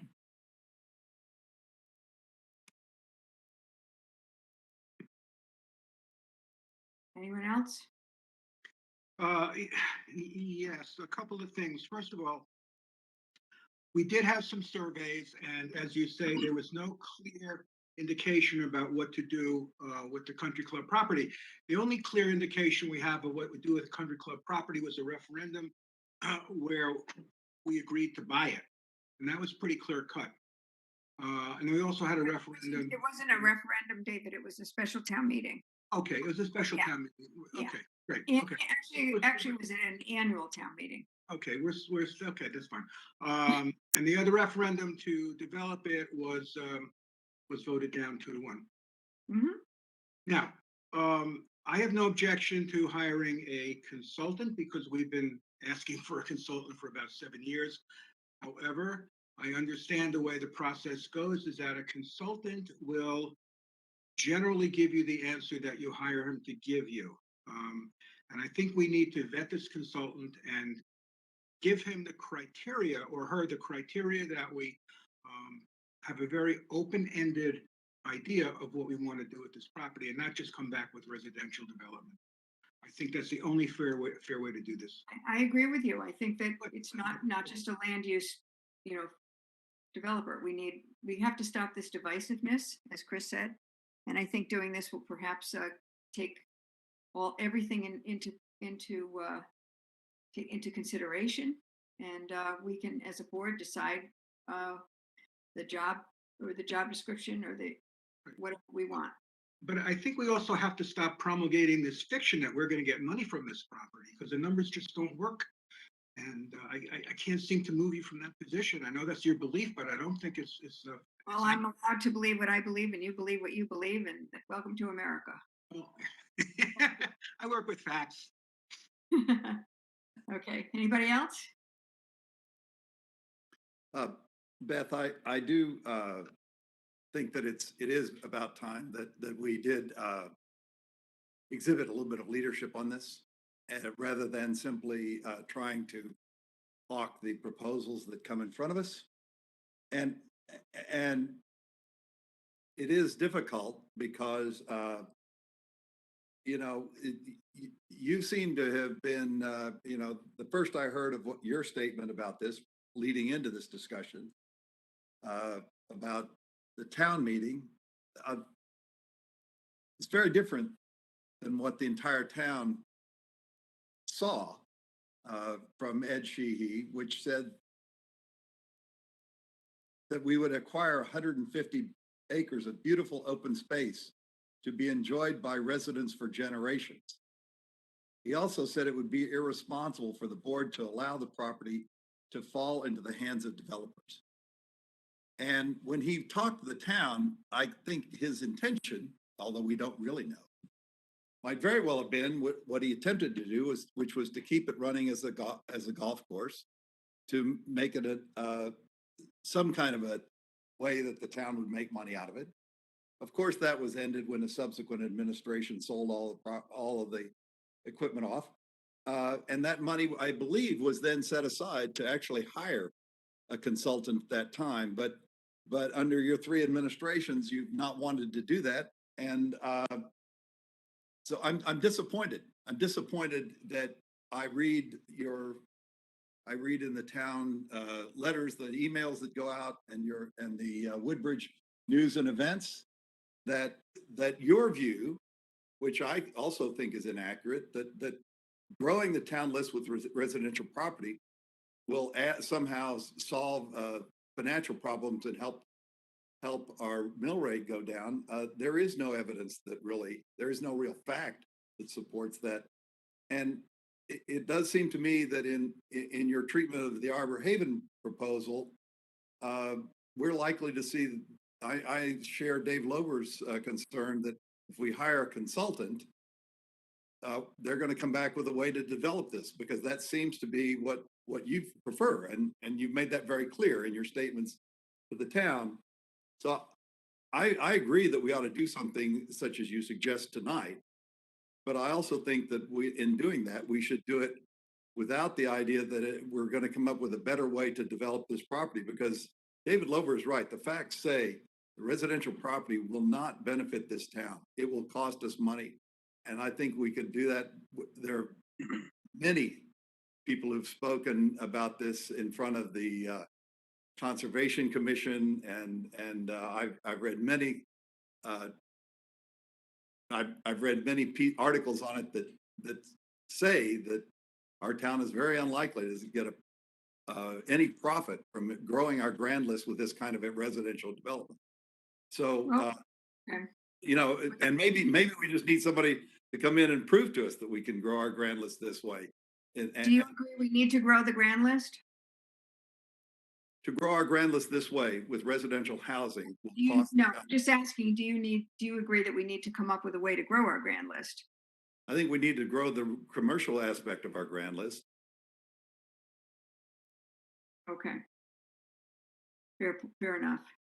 I think that commercial, well, it doesn't matter, but I think commercial businesses are going to not want to come here if there's not people here to frequent the businesses. But this is not my area of expertise, and I think it's important that we have a consultant to let me know. So we can agree to disagree on that, but you all agree, I guess. Joe, we haven't heard from you, or Paul, what you think about doing this? I think it's a fine idea to bring a consultant in and bring some fresh eyes into to this problem, and do some serious analysis, see where we can go with it. And Joe? Great. Okay. Anyone else have any other comments on this? So with that, I think. I do have one more comment. I would like to ask that, are we going to do this in the form of a motion? Are we going to? I think if it's okay, I'd like to talk a little bit further. The kind of with this is this strategic plan that we're working on, and I know Betsy and Tony have some ideas, and perhaps we can, at the end of that, perhaps either make a motion or we can come up with a consensus as to how we go forward. If that's acceptable with everybody. Okay, hearing no, I will turn it over to item 6, which is discuss the strategic plan, and Tony and Betsy have been working on a little bit of that. Go ahead. Thank you, Beth. You're welcome. As part of the so for a while now, Betsy and I have been doing some research into strategic planning and developing a strategic plan for the board that the board would develop for the town moving forward. And so we've done quite a bit of research on that. I've gotten some samples. Also, ironically, as part of the new government finance officer's budget program, it is a requirement for a strategic plan if you are to have a budget process and a finance process that is in keeping with the benchmarks set by the organization. And the reason is to help define a mission statement and goals and objectives for the board moving forward, and how that helps to develop your budget and parts of your budget. So the idea would be that the board would put together a mission statement and goals to support that mission statement, and then objectives to help support those goals and bring about those goals. And it's just a planning tool that would be used to sort of bring the board together and move forward, move the town forward. So there were some samples in your package, and I know Betsy and I just came up with some sample goals. And Betsy, if you want to just review some of those ideas. Sure. Some of the goals that we came up with are things, for the most part, that the board is already talking about, that could be formalized into a plan. So one is to resolve the country club's future use, ensure financial stability, which could include things like focusing on economic development, growing the grand list. Another goal could be to focus on diversity and ensure equity in town operations, to promote affordable starter and senior housing options, focus on sustainability through energy savings, trash reduction, and alternative energies. So there's a lot of things that are already being discussed that could be formalized into a plan. Obviously, there are other goals that I didn't come up with that could be included. Some towns do a survey of their residents. They come up with a sampling of goals and they survey residents to see which are a priority. And those are the ones that are focused on. So they might have a list of 5, 7, 10 goals that they ask people about with another category and see what happens to pop up to the top of the list and use that to be their focus for the coming year or coming 2 years. And other boards seem to just decide internally what are the most pressing priorities for them to I have seen in, although as Betsy indicates, a public input on this process, is used in um, quite a few towns. So I think it could be an important part. But it's just an idea. If there's an interest in this, we could certainly put more information together and come up with a more, more of a process and how this would happen and some ideas on structuring it and stuff. But we just wanted to see if there's even any consensus on whether or not this is something that the board is interested in.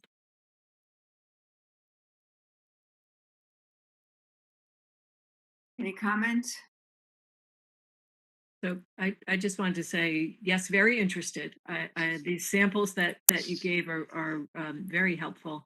I wonder, they remind me a little bit of the plan of conservation and development, and I wasn't real sure of when that process needs to start, or if you've considered, maybe the same consultant would stick around and then help with the plan of conservation and development. But this does seem like, a really good format to structure thinking.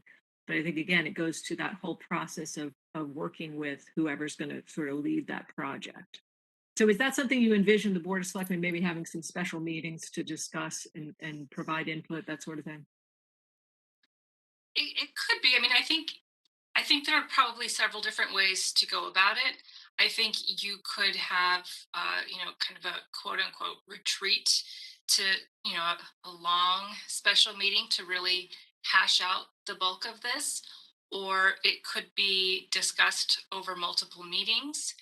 I would also assume that once the priorities are set, that they would be touched on at every meeting. It might just be a quick 5-minute check-in. It could be more in depth, depending on what's happened over the course of the last month. But if you notice from the samples, they're quite diverse in their complexity. Right. So this, Right. from my perspective, doesn't need to be a very involved process, at least in the beginning. It could be kind of strategic plan light, and kind of go from there. I mean, it could certainly be more complex, but I don't know that it needs to be that complicated. I would Right. suggest not initially, at least, and we would look into some of the processes that were done by other towns and exactly how they came about, and we can report back to you on that. But I agree with Betsy; it doesn't have to be an overly complicated process to come up with where you're strategically think the town should be headed. And it's usually done in a multi-year process, whether it's every few years or you define some sort of a process and how often you'd repeat the process.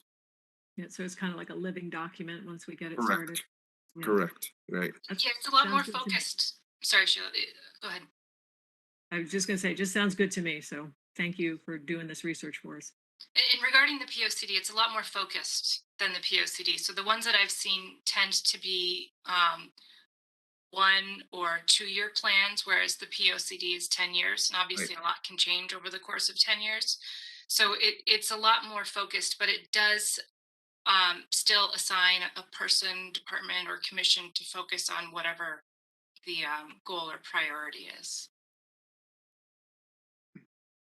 I have a couple of comments and questions for you, Betsy. First of all, would it be possible for you to share some samples of these, which from other towns, which you think are representative of this process? And second of all, you mentioned some things which we've been trying to do for years and have not accomplished, like increasing the commercial base of this town. And I don't know what the Economic Development Commission has been doing on that, but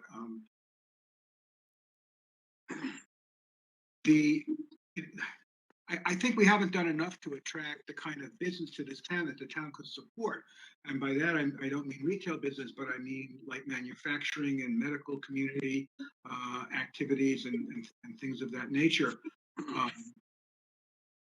I'd like to spend more time doing that. And I'd also like to review the things that we're planning on spending money on, which we may not really need, because you've got to increase your revenue, you got to decrease the amount of money that you spend. I mean, it's nice to have a lot of things, but you have to pay for them. So I think if the board comes up with this plan, it could help to send a message and help to send a clear message as to what your priorities are, and maybe that will help with some of those concerns. Well, exactly. And as GFOA recommends, it's part of the budgeting process. Yeah. Well, there are things in the budget we can't avoid, like the fire truck. We don't want to buy it, but we have to buy it. That's our obligation. There are things that some people think would be nice to have, like renovating the old firehouse and things like that, which is a cost, and you have to look at the need versus the cost. And then there are lots of ways that towns can save money, and I don't think we've investigated those quite enough. I mean, we've done some switching over to fuel cells, and we've got some solar, and I think we should be pushing in that direction. I've been working on looking at electrification of municipal vehicle fleets, and the large cities are doing this to save money so that they can, for instance, hire more police officers. We should be looking at things like that. That's my opinion.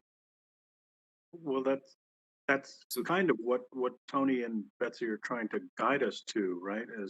Is to put on paper what our goals are and kind of develop a roadmap to how we get there. So if the Right? board's correct, and so if the departments through this process read and understand that one of your goals is sustainability and one of your objectives is to have a fleet that is, run by natural gas or hybrid or what you decide, then we can then assign that to the departments as something that they can work towards. It helps to more define that message. Yeah, but I'd be in favor of that. Makes sense. Okay, we can put some more information together and get more, as you requested, similar plans, and also research just how different towns have put this together in terms of a process, whether there's a retreat or a committee, subcommittee, or however the different processes are, and we'll report that back to you. That sound good? Yep. Yeah. Yeah. Okay. Sounds great. Okay. Okay, so that's that. So I think there's consensus that we at Town Hall begin to look at this consultant, and I promise not to do anything without. I just want to begin to do it, and I can bring these ideas and suggestions to the boards next month. I'm not prepared to do anything this evening further on this. I just wanted sort of to feel the pulse of everyone, and I think there was agreement that we at least begin the process of hiring or finding a consultant. Correct? Am I offline here? Anybody? Okay. I heard you. Hear you. You need a bzzz. Okay, guys. Could you Thank you just so much. reiterate the purpose of this consultant? Because we're on a new topic now. Just want to clarify that. I gotta go back to my, how about if I do that at next month's meeting? This was a consultant for the country club property. Is that what we're talking about? Perhaps that, as well as how we can grow. We've got to come to consensus on pretty much You a know, couple of things. How we can grow Beth- our commercial district and how, just a town consultant, a planner. Yeah, I've been bouncing this idea around for a long time, but we really need a town planner. And Yeah, I don't think we can skimp on the money. I know we're talking about, our budget's coming up, but I think this is probably something that we want to spend money on, a good independent consultant. So we'll begin I'll talk to, we'll get started on it as soon as we can. I'll bring it back to the board. I won't do anything, I promise, without you guys. I can't. So I just zoned out again.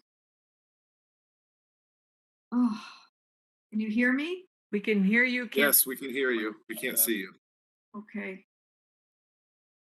Trying to hit these buttons again. Okay, I'm sorry, guys. All right. Okay, we'll move on. Thank you. Item 7, we did the public comments. Item 8 is certified resolution to the senior center reservation grant, and renovation grant, sorry, not reservations, renovations. Sorry. I believe this afternoon, this is item 8. You have a, I can make that motion just to move us along because I'm sensing our time is ticking away here. So I'd like to make a motion to authorize the first selectman to sign the grant contract with the Department of Mental Health and Addiction Services to accept funds in the amount of $300,000 for renovations to the Woodbridge Senior Center, and then we can discuss, I guess. thank you. I will second that motion. Now we'll turn it over to discussion. Tony, you have any comments on this quick? This was approved by the bond commission back in July. And this is necessary to complete the process. Anybody have any other comments? We have a motion in a second. Hearing none, I will call the question. David Vogel, Yes. thank you. Sheila McCreden, thank you. David Lober, aye. Paul Kirikos, Aye. Beth Heller, aye, and Joe Crisco.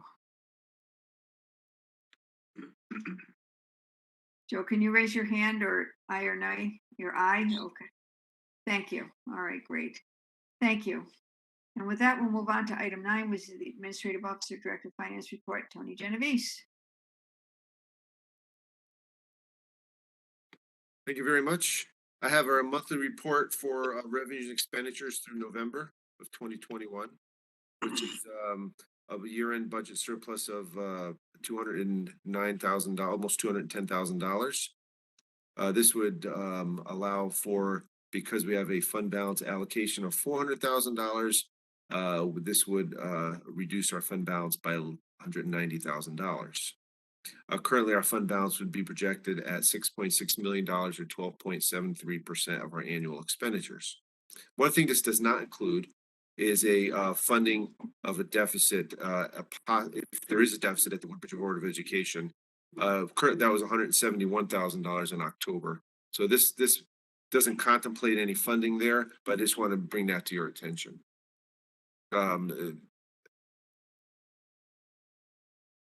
Intergovernmental revenues are projected to generate a surplus of $152,000, mostly due to our FEMA funds that we received from Storm Isaias. We also received an additional $15,000 in pilot funds that we hadn't budgeted for, and there's a slight shortfall in our citation grant funds, which is about $5,000. Our investment income continues to experience a deficit of currently at about $40,000. And finally, in our charge for services, our department charges have a surplus of $58,000, which includes $25,000 in transfer station fees, surplus of $35,000 in building permits, and a shortfall of $2,000 to $3,000 in library fines. The library has, since COVID, has not been charging fines for many of their books. So that's the reason for that. Finally, on expenditures, the library is projected to generate probably a surplus of approximately $20,000. This is due to savings and wages. And there's a $20,000 surplus projected in benefits due to workers' compensation insurance savings. So that's sort of where we are currently with our budget. Tony, can I ask you a quick question with regard to that Woodbridge Board of Education deficit that they're running right now?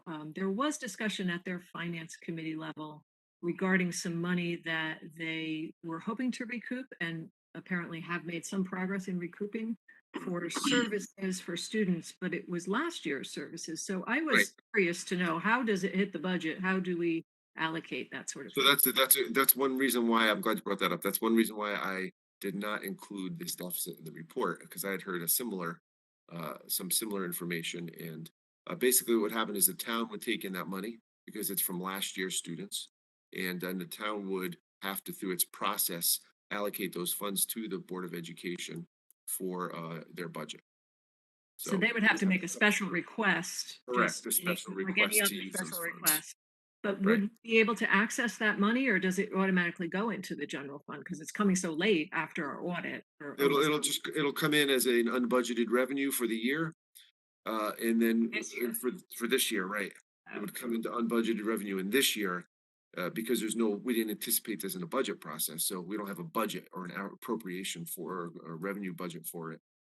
So then we would then transfer those funds from that revenue budget and into the Board of Education. It would go through the process depending on the amount and the location and follow the charter. Right. So very similar to the way the Amity surplus comes each year. Correct. Very When it similar to that. When there's a surplus at Amity. So it comes in and then we make a decision about how to fund. Okay. Right. I understand. Correct. We make a decision on how to fund it. Right. Right. Okay. Thank you. Okay.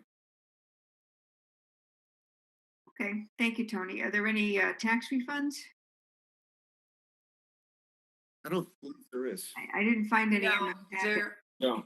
no, there are no tax refunds and there are no funding requests. Okay, last but not Oh, least, is there an other?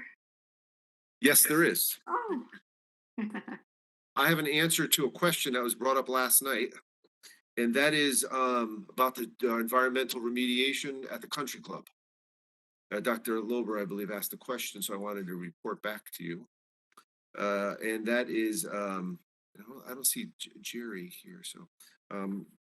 But as it was explained to me, on or before the transfer of the property, someone has to assume responsibility, either the buyer or the seller, for remediation and then be on notice to DEP.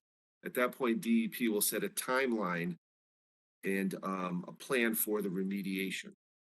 And then and that'll be part of the transfer. And so it's essentially a disclosure to the state at the time of the transfer as to who is the responsible party. As part of the process, it could be decided it's cleaned up beforehand. It sort of all depends on the buyer, the relationship between the buyer and the seller. But that's sort of how that works. So thank you for doing that. So the time course is fairly open-ended. Right. Well, so it's open-ended for us because when we did the Transfer Act, it was literally the month later, the DEP set timelines on on the cleanup process. So now there is a timeline that they'll establish. My guess is based on the nature of the use of the property and the type of remediation required. They usually set up a timetable for its cleanup. So we don't happen to have one because of the timing of ours was such that it was before DEP put that procedure in place. It was literally about a month later they did that. So right now our timeline is sort of. We don't really have it's open-ended. We don't have a timeline. Correct. Sell the property, we will have a timeline. Either us or the seller, or the buyer rather, The buyer. depending on how that works out in the process. You're right. Right. And the other thing I just want to mention is if there's a significant environmental hazard or a major environmental issue, of course, they'll make you clean it up right away. We did clean up the one significant environmental hazard that we had, which was by the maintenance facility, which is where they used to mix the chemicals. And there was a section of the property and the soil that was significantly worse than the rest of it. So that we cleaned up already. So in the simplest terms, if we hold on to this property, we could save $1 million. You know, I'm not gonna say that I they're expect gonna you come to. knocking. I can't promise you they'll never come knocking on our door, but I just know that there's nothing specific in place for a specific timetable. I mean, and listen, any day they could come knocking and say, we want you to clean this up, but they haven't yet. David, if you could stop saying timeline in a public meeting, maybe they won't hear us. Okay. That's it. Thank you, Tony. Okay. Okay, moving on, item 10 is the Regional Water Authority request, building for 2035 Litchfield Turnpike. Tony, you want to explain this? Certainly, the Thank you. Regional Water Authority is constructing a dissolved air flotation building with at 2035 Litchfield Turnpike, and they are requesting that the town cap the building permit at $100,000. Their calculation is $164,000 for the permit. I spoke with our building official, and his estimate is closer to $123,000. So he would support, and I would support the request by the Water Authority. They've been good partners with us. They've worked with us on some water issues that we've had, water bills that we've had at the country club. They've also put in a water line for animal control, and have been very good partners with us. So the request is to cap their building permit at $100,000 and the state permit. With a state permit, there's also a state fee that's a pass through. So it would be that would be on top of the $100,000, and it's not very much, but in addition to a building permit, whenever there's a building permit issue, there's a state fee that we have to pass through. So that's the request. Okay. Anyone like to make a I have a motion? question. I'm sorry, go ahead. I was just going to say, could we have a motion that we could talk about it? Anyone like to make a motion? Motion to cap RWA's building permit at 100,000. Can we say for this specific project? For the specific project, right? Not including the state permit fee. Right, cost to them, yeah. Right. And I would second that. And then I just had a quick question, if someone could, in relaying this information to them perhaps.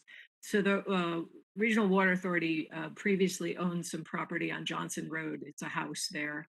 I know it had been transferred, but I believe the Water Authority continues to have some sort of oversight in the progress of maintaining or rehabilitating that house. And it seems to be in a pretty poor state. So I wondered if we could get some information when we relay to them the good news that we're going to potentially cap these fees. Where is that, Sheila? Right on Johnson Road, 10 something. I know how you mean when you head out toward Orange. Yeah, it's a historic home. It was owned by Captain Isaac Johnson, one of the first people who lived up here in Woodbridge. So it has historic value, and it looks like it's going to fall down. So just thought I'd roll that right into this motion if we could, or just as an aside to just see if we can get information for a future board meeting. I think we'll keep the motion as it is, but I'm sure somebody can just get that information from Regional Water Authority with the good news, and here's the bad We news. will We have a certainly question. do that. Okay, we have a motion, a second. Any other comments or discussion? Okay, hearing none. I had a question. I have a question for Tony. We get money from the Regional Water Authority, do we not? We do. We get a pilot. We So do get a what pilot, happens? okay. So will this facility increase their pilot to us? Yes. By how It'll much? increase the value of the property at the that's a good point. So which will then in turn, when the assessor revalues that property, it would increase that. Because it's based on the value of the property and the value of the personal property. Okay. Anybody else? Yeah, so that would be a win-win for the town. Yeah. Anything else, anyone? Okay. All in favor, Joe Crisco? Joe? Yep. Beth Heller, aye. Paul Kyriakos? Aye. David Lober? Aye. Thank you. Sheila? Aye. Aye, thank you. And David Vogel? Aye. Okay, thank you. Next is number 11, American Rescue Plan Act update from Tony and Betsy again. You're on again. Our ARPA update. So, thank you, Beth. Some of this I mentioned last night. Just again, bring to your attention, we're doing research on whether or not we can use ARPA funds for engineering and design for the HVAC. But improvements, right now we are told no, but we're not sure that's the final answer on that. So we're continuing to look into that. Some of the allowable buckets or group categories that we're looking into are to support public health, address negative economic impacts, this is one that we're actually doing some more work on, which is replace lost public sector revenue. So if a town has any lost revenue as a result of COVID, you are allowed to reimburse yourself from those funds. So essentially what happens is you then reimburse yourself. If you could follow me here a little, this is sort of like the school money. You reimburse yourself for the lost revenue, and then you have that reimbursement. You could then use that reimbursement for whatever you want. There's no restrictions on the use of that. So some towns are using their lost revenue reimbursement to then do projects. Some towns are just reimbursing themselves and not using the revenue at all, other than putting it in their fund balance as lost revenue. So I just want to make aware of that. We are looking into whether or not we have any lost revenue, and we can report that to you. There's invest in water, sewer, and broadband, and there's another category. So far, we've projects we've come up with or we've heard from others on. I'll just list. One is the outdoor Grove programming space, classroom space, which includes the tent that was mentioned, David. So that's on our list, and we can definitely work with Recreation to get that. And that's something that we can move from place to place, or it's somewhat portable. I'm assuming, so it can be used for outdoor programming for many departments. So that was a good idea. There's also a desire for a permanent meeting programming space out on the Grove. Some business district marketing and events, the HVAC at the center. And also there's one that we were looking into, which is playground and park maintenance, particularly improvements to playgrounds that have had wear and tear as a result of increased use as people were outside. I know towns are actually doing that also. And we've also been approached by a number of nonprofit groups for emergency relief, which we are evaluating also. So that's the current update. We are hoping to have some sort of final rule. There's like an interim rule, which is sort of outlines the uses of the funds. Then there's an interim final rule. So we're waiting for the final rule to come out. So they keep adding things to this. So when we have Tony, the town can disperse funds to nonprofits. One of the for instance, let's say the health district is a good example. Health district has specific needs for through COVID that they do for us and for other towns, and we certainly don't do some of the things they do relating to COVID, right. But they're not allowed to accept the ARPA funds. By the way it was structured, it's only for municipalities and states and counties. So as a result, there's a pass through is allowed to some of these nonprofit groups. It could be other nonprofits too, but I just use QBHD as an example. So, And I believe it still needs to relate to the buckets that Tony mentioned earlier, so it couldn't be, you know, Right. I can't come up with a good example right now, but it would still need to relate to the buckets, and the town would still be responsible for reporting on the use of those funds. correct, the town's responsible for reporting on the use. So there's a responsibility to the town there. On the reporting on and the use of those funds. So you have to be careful that you have the agreements in place to make sure that those uses are proper. So just off the top of my head, Tony, I would think some of the programs that have been shut down by COVID might qualify. So you have human services, their in-person program was devastated. I'm sure the rec department has similar issues. It's a big one. The rec fees is a big one. What about the Yeah. pool? What about The pool, yeah, that's all inclusive of that. We had rental revenues that we had a dip on as a result of COVID that we had forgiven, some rentals. how For about the after-school program at the Beach Road School? Was that affected? Not sure, and I'm not Yeah, sure I if we was- can use. I was going to mention that they did talk about there was loss of revenue there, and then of course there was also some costs for unemployment. So maybe do these same rules cover the school board, and do they get this funding separately, or is that all going to go through the town? I believe they have their own separate fund. Yeah, They have a separate fund. Okay, but then the check comes to us, though, but right? I'm not sure about the after-school program. I'll have to look into that because I'm not sure if that would qualify. I can certainly look into that, Yeah, that would be but the check terrific. comes to us. There's also a before school program. I don't know if they still have it, but they used to. I know library fines is definitely one. Okay.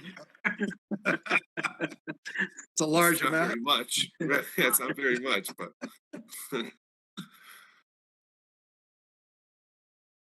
Okay, any other comments or questions for Tony and Betsy on that?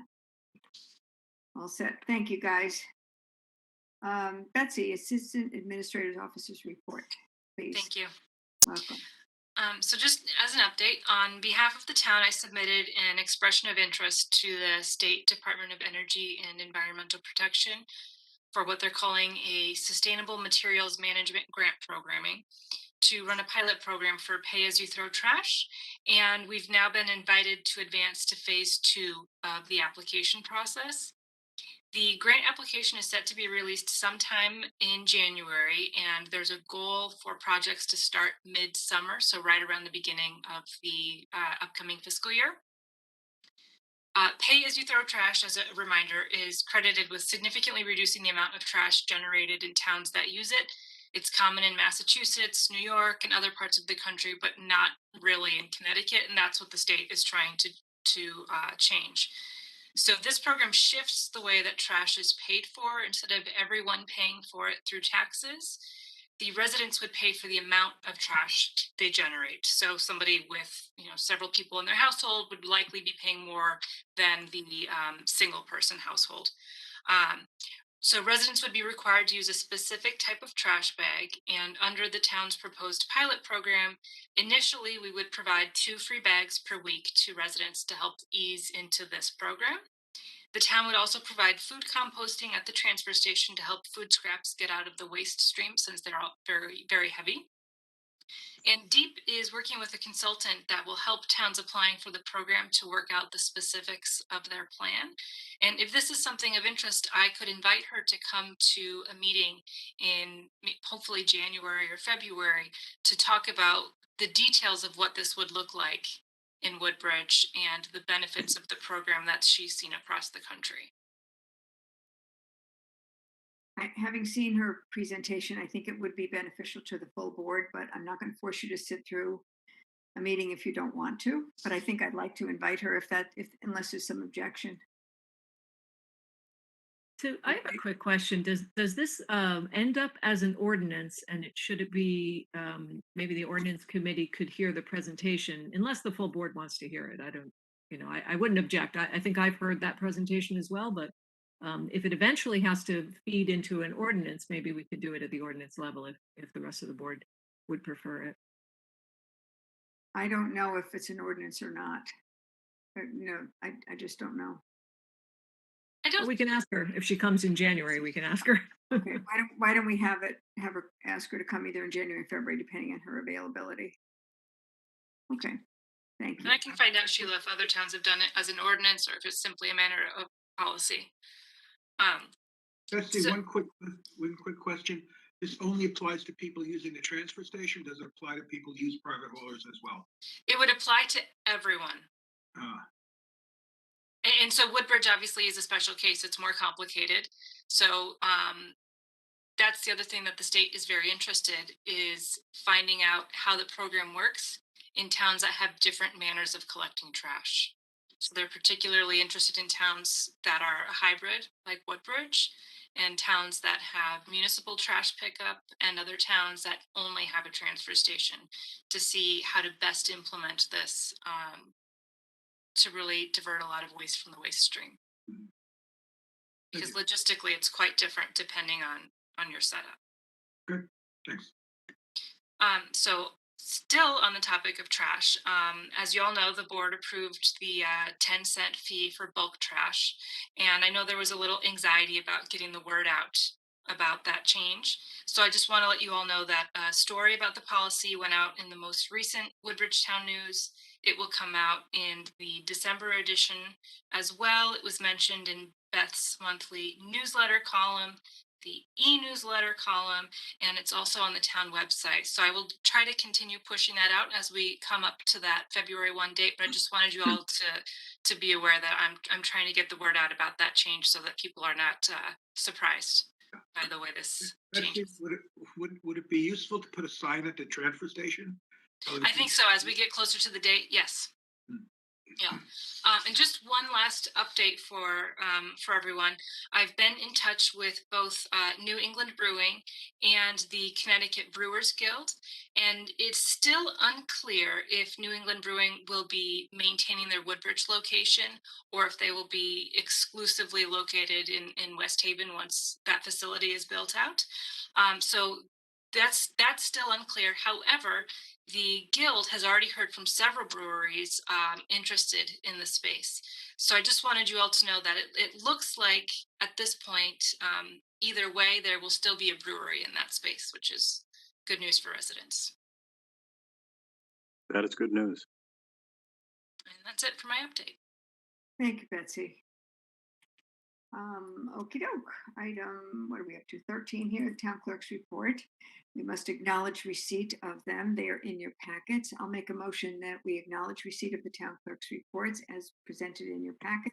Is there a second? I'll Second. Thank you. Any comments or discussion? Hearing none, I'll call the question. David Vogel,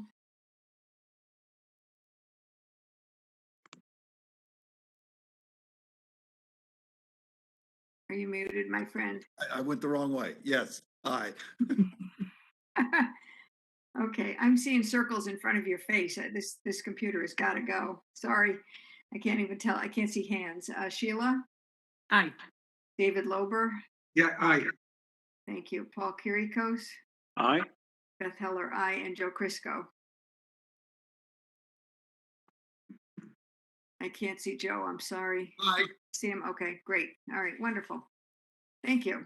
Item 14 on the minutes is the minutes, and you have in your packet the minutes of the regular Board of Selectmen meeting of November 10th, 2021. I will make a motion that we approve the minutes. Is there a second? I'll second. I can't tell if anybody's out there. Somebody said second, right? Okay. Thank you, Jeopardy. guys. I'm buzzing in faster, Paul. Oh, I have all for a minute. I just realized I have everybody on the screen for a minute. Let's do this fast. Any comments, edits, changes? Hearing none. Start again. Joe Crisco. He's waving. Aye. Yes. Okay, Yep. okay, thank you. Beth Heller, aye. Paul Kirikos. Aye. Oh, you're all back. David Lober. Aye. Thank you. Sheila McCrevin. Aye. And David Vogel. Aye. Oh, I saw your hand go up, in and out here. Thank you, David. All righty then. Next is the Personnel Committee report regarding an animal control officer. Let me just get there. The Personnel Committee met. The three members are Dr. Lober, Paul Kiriakos, and me, and we met on Monday, December 6th. Tony was with us as well, and Karen Lombardi joined the meeting. As I understand it, Ashley, former ACO, I won't say her last name and butcher it, but she was on maternity leave for a while and then has decided to not come back. So we wish her well. And Jessica Maffo has been acting in her capacity, but not as an ACO at this point because we have to go through personnel to do that.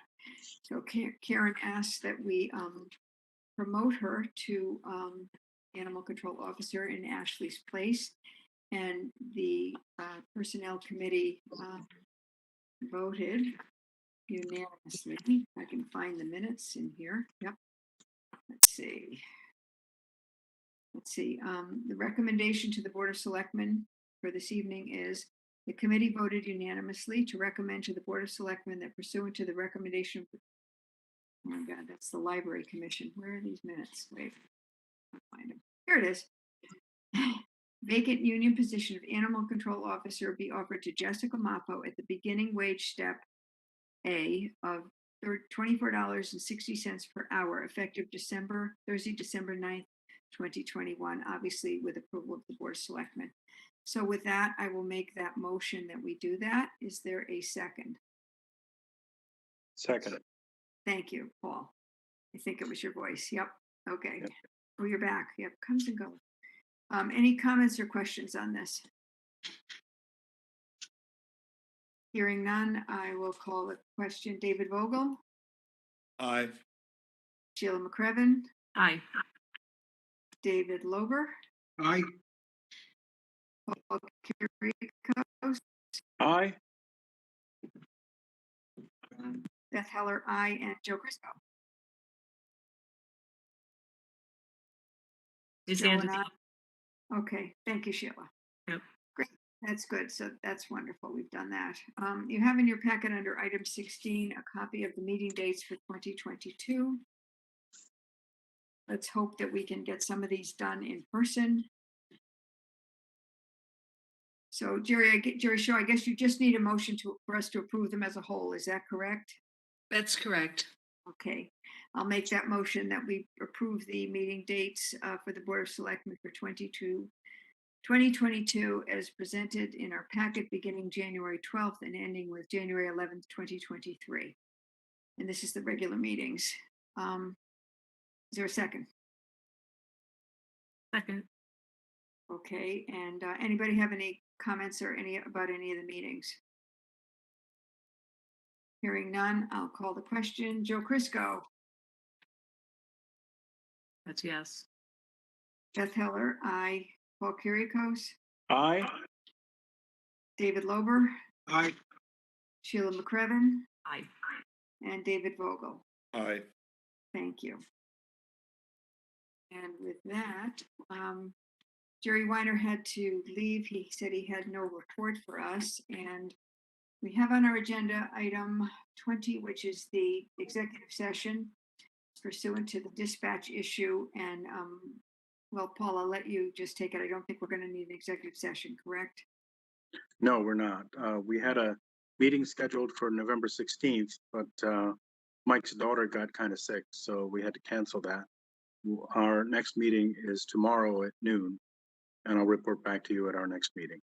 Wonderful. Thank you so much. And Pleasure. with that, we seem to be finished with our agenda. I will motion that we adjourn. Is there a second? Shout them Second. out. Okay. And non-debatable, all in favor, just everybody say yes out loud. Okay. Yes. I can't see any of you. Oh, you're back for a minute. Circles, but you're back. Okay, I got to get this computer looked at. Okay, guys, happy holiday season. Please, everyone stay safe and look forward to seeing you in the new year, if not sooner, if something comes up. But let's just all stay safe and be You well. too, Beth. Bye-bye. Happy holidays. Take care, everyone. Good night. Bye-bye.